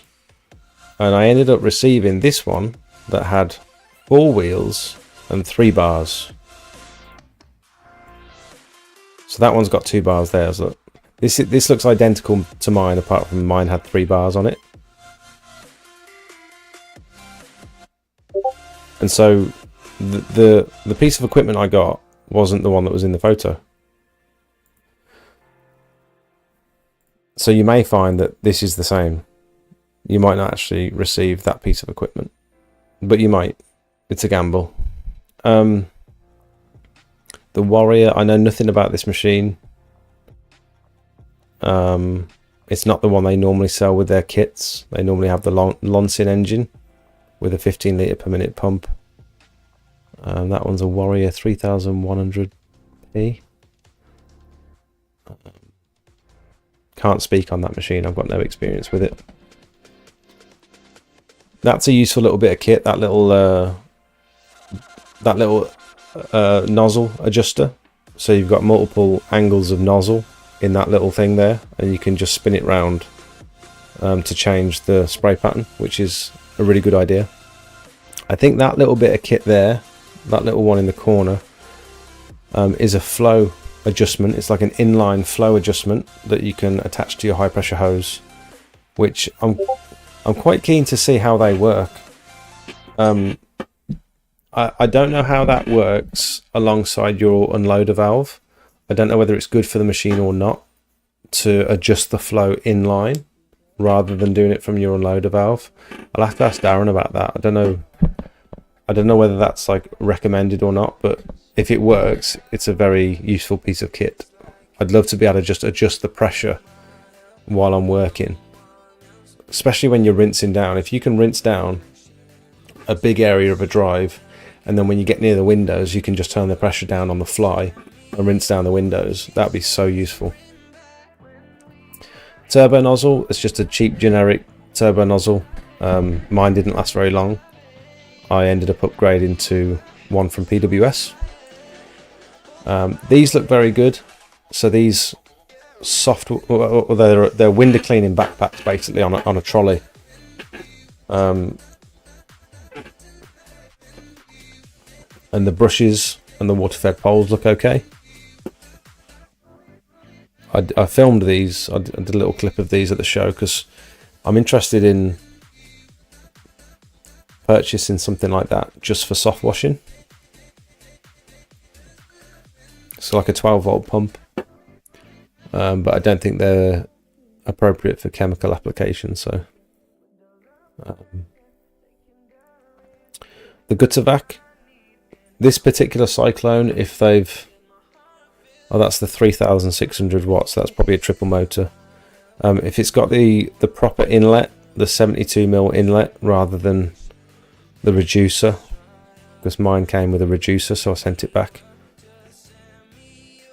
Can't speak on the camera. All these cameras are generally quite generic anyway from any company that you buy them from. They're nothing special, they're just a cheap action camera that you can clip onto your poles. All this stuff will do the job that you want it to do. It'll achieve the result. When it comes to the pressure washers and stuff, it's just the quality of the gear that you're getting, the quality of the hose, the quality of the water fed pole, how light is it, how long is it going to last. you know, which pump have they used on the pressure washer. There's a reason that the kits are cheaper than most of the pressure washers and stuff in the industry. It's because they're using cheaper parts, and there's nothing wrong with that. You just got to be aware of it when you're buying it and expecting it to last 5 years. Personally, I'm not going to wear an equipped to clean high-vis jacket or like a high-vis vest. I don't know why you'd have equipped to clean written on the back. You'd want your own company logo. Be careful of these roof cleaning kits. I would not recommend one of these flimsy aluminium poles for roof cleaning. Thanks, Prompt Peak. Cheers, mate. Thanks for watching. If anyone's ever experienced one of these poles, sometimes they're fiberglass, sometimes they're lightweight aluminium.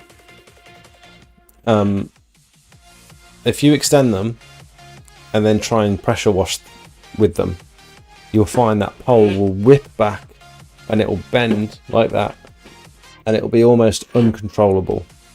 And when you're turning the pressure down, you're not getting enough pressure on the surface that you're cleaning. They're very wobbly, very flimsy. I would not recommend these for roof cleaning. You could get away with them for low pressure gutter, fascia and soffit cleaning. Probably not soffits, because you don't want to be blasting water up underneath the soffits, but definitely gutter and fascia cleaning. You could use one of these quite happily on low pressure. Roof cleaning, I would not recommend it at all. I can't speak on these rotary surface cleaners for the roof. I don't know how well they're made. I know generally in the industry, these little surface cleaners, you can't top them up with grease because of the different types of bearings that they use in them.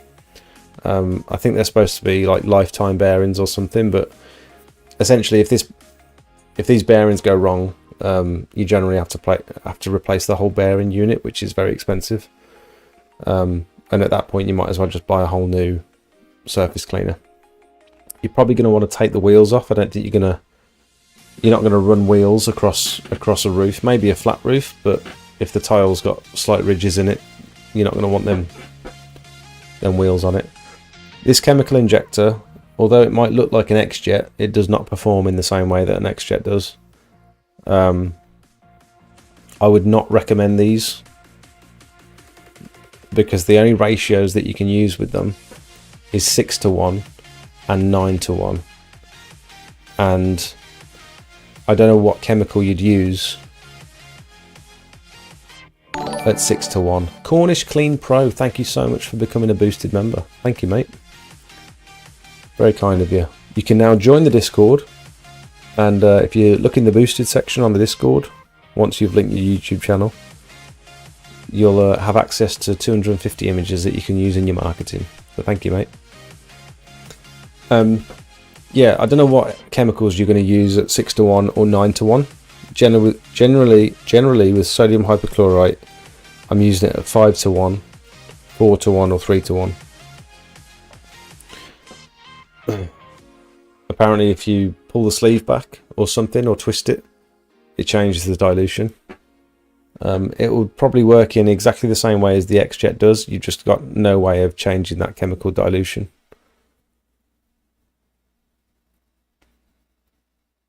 I mean, you could try 6:1. I don't think it's going to do what you want it to do. Because if you want to put it on stronger, then at that point, what's the point in having the product if you can't put it on stronger?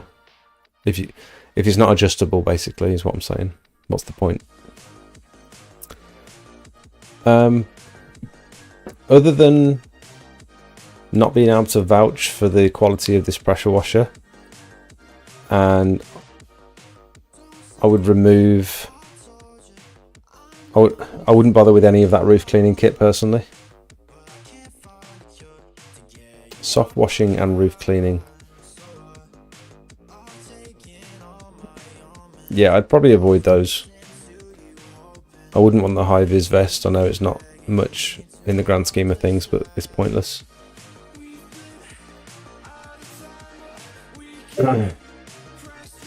and that is £4,140 including VAT. It'd be interesting to break these products down without being able to sit here and do like a full-on comparison with stuff that I'd recommend instead. Mine is still going to be more expensive. This is the cheaper option if you're trying to get into the industry.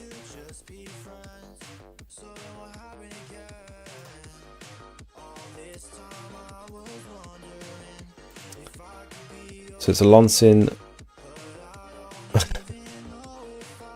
G390F.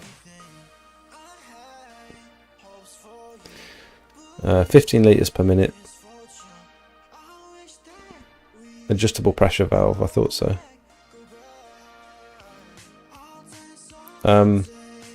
Notice that it doesn't mention the brand of the pump. I think that's quite telling.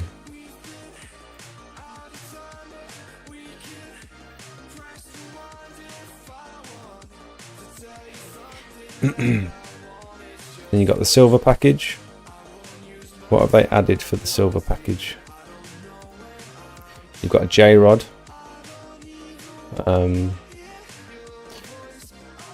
Is that not just the same as this? What's the point in having that and the J-rod? Anyone know? What else is different?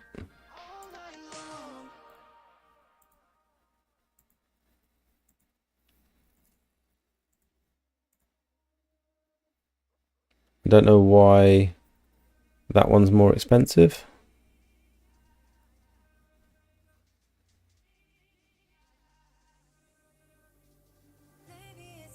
Maybe it's a slightly different pressure washer. Oops.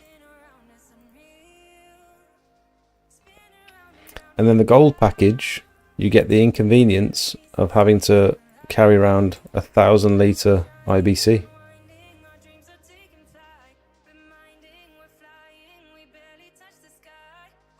Oh, this surface cleaner is a 21-inch, and it's got a rinse down broom on the front, a rinse bar on the front, which is cool. It's a very cool item. Oh, the vac length, the pole length. Okay. So I got to test out this surface cleaner on their training day that they did, which was more like a demo day. And it was a cool item. It's like you press one trigger to use the surface cleaner, and then you press the other trigger to rinse what you've just cleaned, which is a really cool idea. You can't use both at the same time. I don't think you'd need to use both at the same time. If you try and press both triggers, you're basically losing pressure on both outputs, so it's a little bit pointless. So you'd surface clean, and then come back, and then rinse, and then come back and start a new row, surface clean. I don't know. I thought it was clever. The Warrior machines are the same, but with the cage around. They are designed for sales to higher firms or use on site.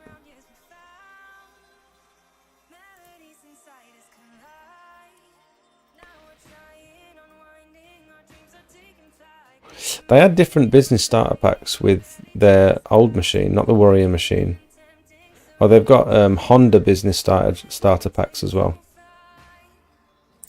This is the starter pack that I remember. Drive-by cleaning specialist business starter pack.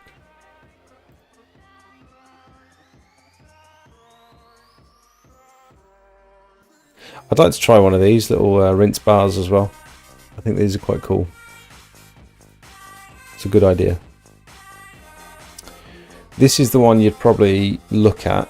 This is the same machine that I got, not the P, I got the PR, which has got the reduction gearbox on it, which I think is a worthwhile addition. Is it the gold that comes with it? Yeah, the PR. So the gold has the K3700 PR. That's the machine I started with.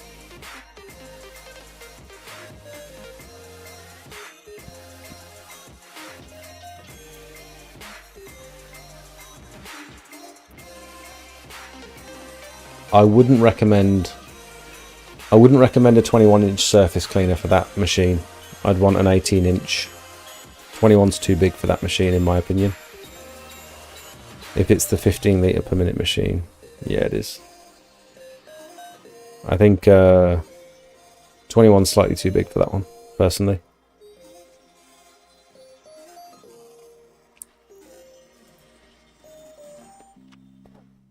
I think they'd be better off for these starter packs. They'd be better off offering this machine with an 18-inch surface cleaner without the rinse bar, and then instead of this roof cleaning lance, I think they'd be better off supplying a small buffer tank. They had some wheelie bins at the show. They had some buffer bins at the cleaning expo that I hadn't seen from them before.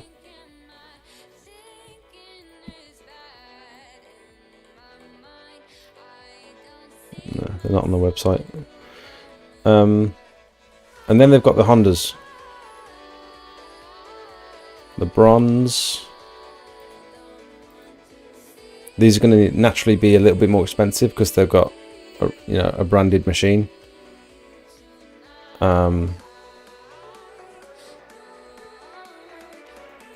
15 litres per minute.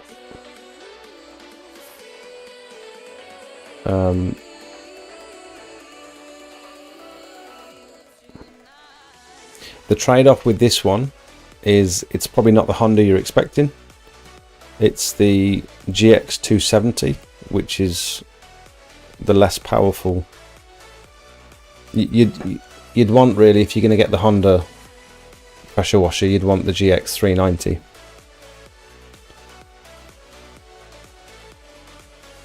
And again, they've paired this with, I believe they've paired this with an unbranded pump, the same one that comes on the other machines. Yeah, that's the same pump that came on my machine, I think. So you've got a recognised engine with a potentially, yeah, I don't know. What do you get with the gold Honda package? You get the unnecessary IBC. Still 15 litres per minute. Oh, you're getting the GX 390 on this one, look, with the gold package. So the question is,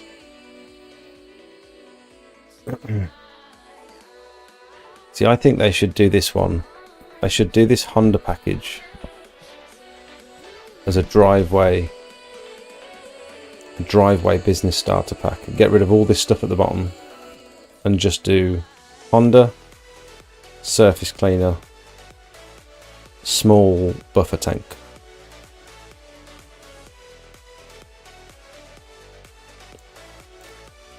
I don't know.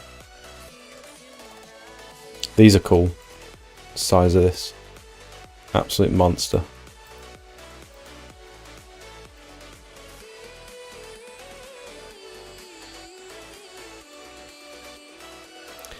How many litres per minute do you think you need to run one of these? Have these got changeable nozzles? They look like very small nozzles. I don't think they're 1/4 inch ones. I think they're 1/8 inch.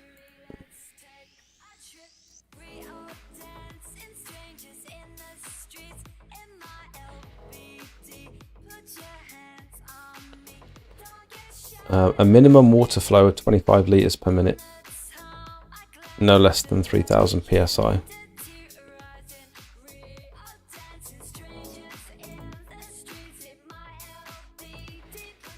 I think they've just come out with this as well. Squeaky Clean Dave has just got one of these. He had it with him at the expo. Like a solar panel cleaning brush. It's pretty nutty, it looked quite good. I think everything's out of stock at the moment. I wonder if they just had a really good cleaning expo and they've took loads of orders on stock.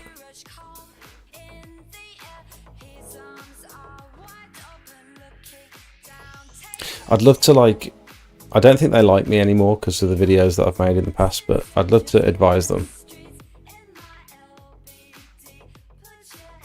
Because they're in the business of selling products, not necessarily using them. And so I think we'd potentially make a good team. But I don't think they like me anymore. Because I'm all up for, he got his from China, I believe.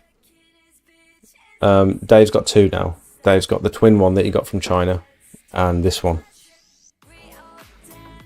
Equip to Clean seem to have nailed the marketing and price points. All I see on the forums these days is people asking, is it worth it, etc. Never bought from them, so no idea on quality, sales, aftercare, and etc. Yeah, I mean, my issue with them from day one has been poor after sales support based on my experience and lots of other people that have told me about their experiences.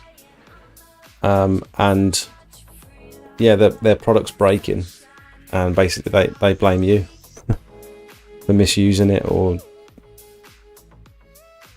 they act like they've never seen that problem before, when I know for a fact 10 other people have got in touch with them about exactly the same problem. And I just don't like, it's just disingenuous sometimes when you, I don't know. I don't want to badmouth them because their products are at a price point where they're very accessible for people just starting out in the industry. And I would happily promote these products. I just know the experience that I had with them wasn't a positive one. I was affiliated with Equip to Clean for like months at the beginning of my like YouTube, when I first started out on YouTube. And then it got to the point where I was ordering stuff from them and it wasn't coming as advertised, and stuff was breaking so often that I was like, I'm going to be honest about this stuff because that's what my YouTube channel is all about. Like I'm honest. And they called me up and said, like, you know, we can't really have you saying all this stuff while you're promoting our products with your affiliate links and stuff. And like, I totally understand, and it was like a mutual thing. We were like, yeah, it's probably not a good idea.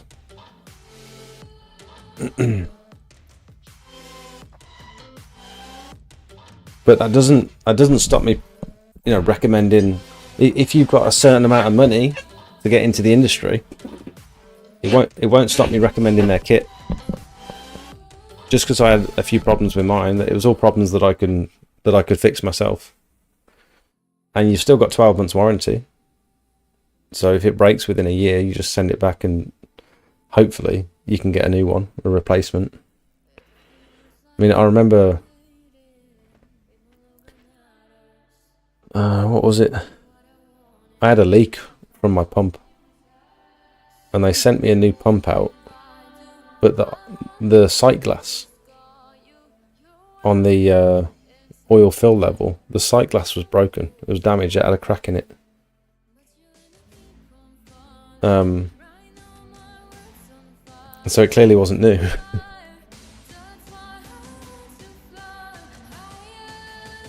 And I think I had to refill it with oil because it was shipped with no oil in it, obviously. I don't know. The unloader valve, the spring in the shuttle disintegrated like 4 times. And it's expensive to keep replacing and annoying. And it kept breaking my turbo nozzles and it kept blocking my surface cleaner. And they just wouldn't admit that it was an issue. And that they said that it wasn't something that other people had experienced. And that I was the only one. And I must have had, their words were that I must have had dirt in my buffer tank. And bearing in mind I've got a filter going into the buffer tank, coming out the bottom of the buffer tank, and I've got a filter on the machine itself. So that didn't make sense. And it was a brand new buffer tank. It's like, and it kept happening, and it happens to everyone. Still refusing to admit that there was a flaw. I don't know.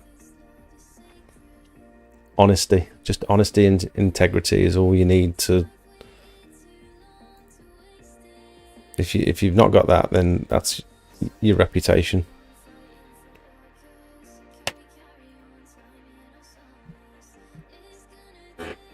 If you were just starting out, which kit would you start off with, and from, and where from? I think I still safely recommend, for the price,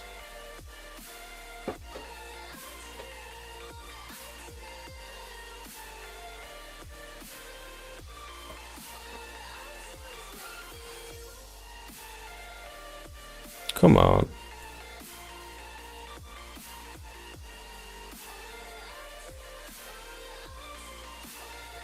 So this is one I bought. For the price, I would still recommend that. If you're on a budget. However, if you've got some money to spend, I would skip this step because you will eventually want to upgrade it. And I'd go for something a little bit more serious that's going to last you a little bit longer. Something like this.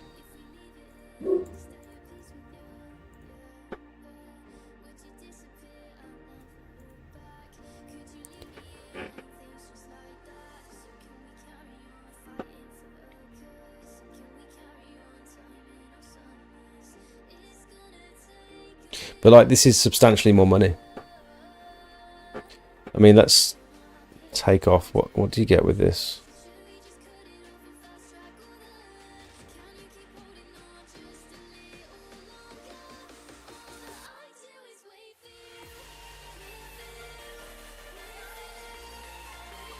You get a 10-meter hose, a trigger, nozzles, meticulously crafted toolkit. Oh, meticulously crafted user manual. So you get a 10-meter hose and a nozzle.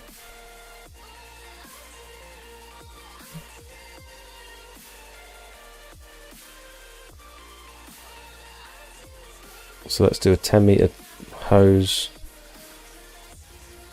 a trigger, a lance.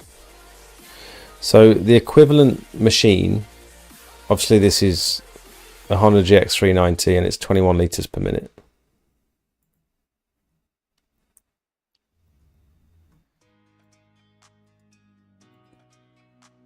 The equivalent sort of kit, but to go for like a proper machine, is going to set you back 1,700 quid plus VAT. Whereas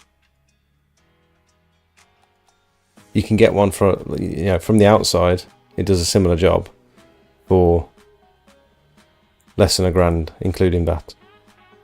But it's using inferior parts, and you're going to want to upgrade it. So it's like, do you go straight for this, or do you take the more budget friendly option and upgrade later? I did this and I upgraded later, and it worked for me.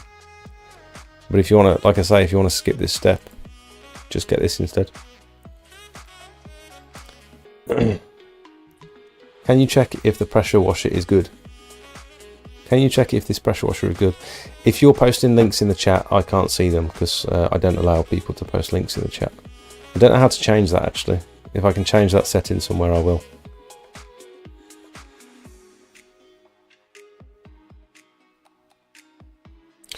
Thanks, mate. Helped me a lot. Definitely going for a driveway package. So they need to brush up on their after sales.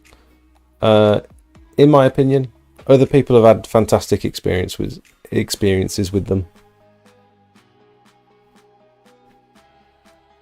It depends what your budget is. You know what I mean? No worries. I'd recommend anyone on my site here, on my trusted suppliers at smout.club, Rutland pumps are fantastic. They've been in the game a very long time. AC pressure washers. I've bought plenty of equipment from them and they get good feedback on their machines. Gutter vacuum systems also sell. Thank you for subscribing. Gutter vacuum systems also sell a pressure washer. 21 litre per minute. They do a 15 and a 21.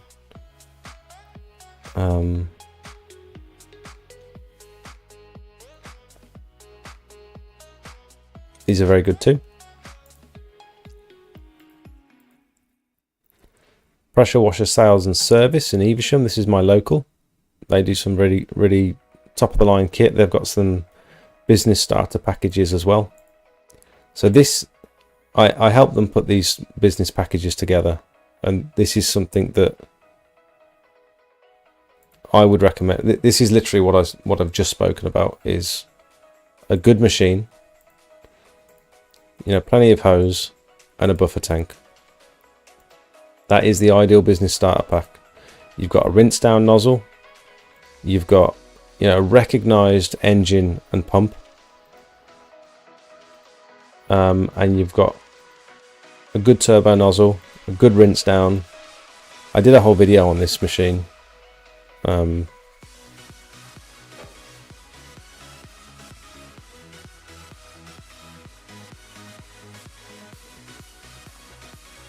If you have a look at this limestone job that I posted a month ago, be really careful with limestone. This one, it gives you like a full rundown on this exact kit. And they also sell it with the surface cleaner. They did sell one with a hose reel as well, but that looks like it's disappeared.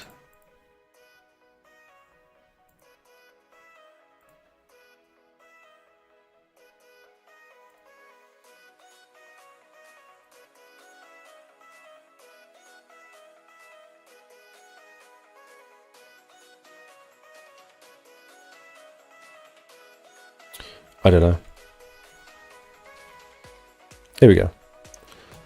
Package C comes with this big hose reel, high pressure hose reel.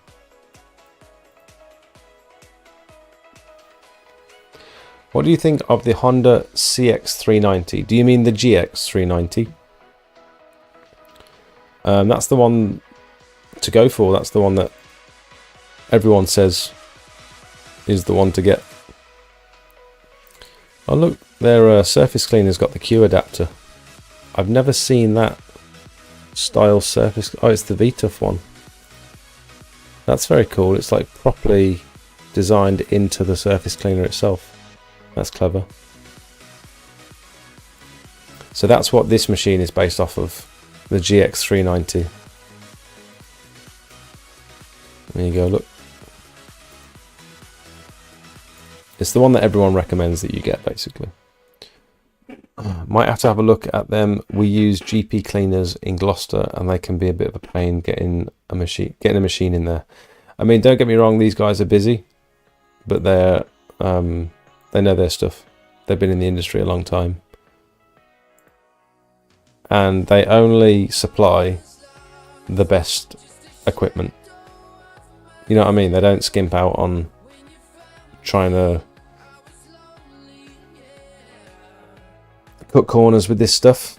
They supply the best stuff because they know it's going to last you the longest. The best triggers, the best Q adapters, you know, the X-Jet, the best surface cleaners. So yeah.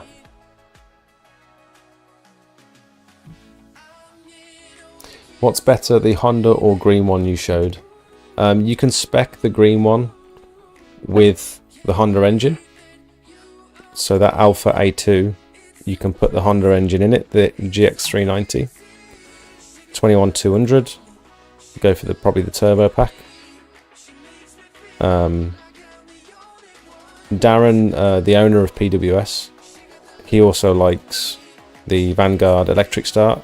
For the same price as you could get a GX390 pull start, you can pretty much get the electric start Vanguard at the same spec.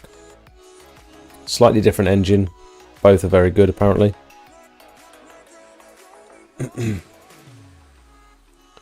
1 month today since my GX390 problem, still not fixed. Oh dear. So carry on cleaning. We were chatting at the cleaning expo, and he had a problem with his Honda GX390. Something to do with the... Oh, you still don't know what the problem is, do you? But presumably it's off under warranty, and they want to find and fix the problem and then send it back to you. Is that right? You'd have thought, having it for so long, there must be a time limit that they can have it for before they just send you a new one. Why can't they just send you a new one in the meantime, under warranty? If you can afford one with the gearbox, do it for the longevity of the pump. Yes. Yeah, get something with a reduction gearbox. That bit in between there, that bit in the middle. So you've got the engine, the gearbox, you can tell by the little cap on the top there, and the pump.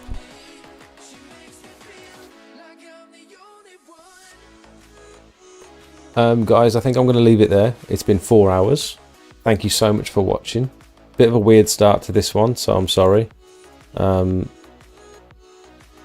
bought the package C from PWS after watching your video. Awesome. Nice one, Wayne.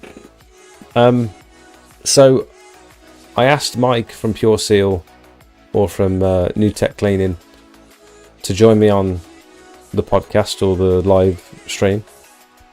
I asked him early last week, and I think he forgot, and then got back in touch with me about half an hour before I was due to start the live stream. So I was trying to send in the code for the Discord and then get his audio issues sorted before the stream went live, and I wanted to go live at 7:30 like I always do, but I knew he weren't set up and ready just yet, and we hadn't done any tests because he forgot. And so it was a bit of a weird start, that was. But we'll reorganise, reconvene, hopefully for next week. And we'll have some good, high quality chemical and sealing chat, hopefully. And you guys can get your questions ready in the meantime. Good stream. Thank you. Peace out, Jake. Good night, bro. Thank you. Thank you. Thank you, everyone. I'm going to play a little advert, and I'll see you guys later. Thanks so much. See you in a bit. Now, these videos take a lot of time and effort to film and edit on top of trying to run a successful pressure washing business.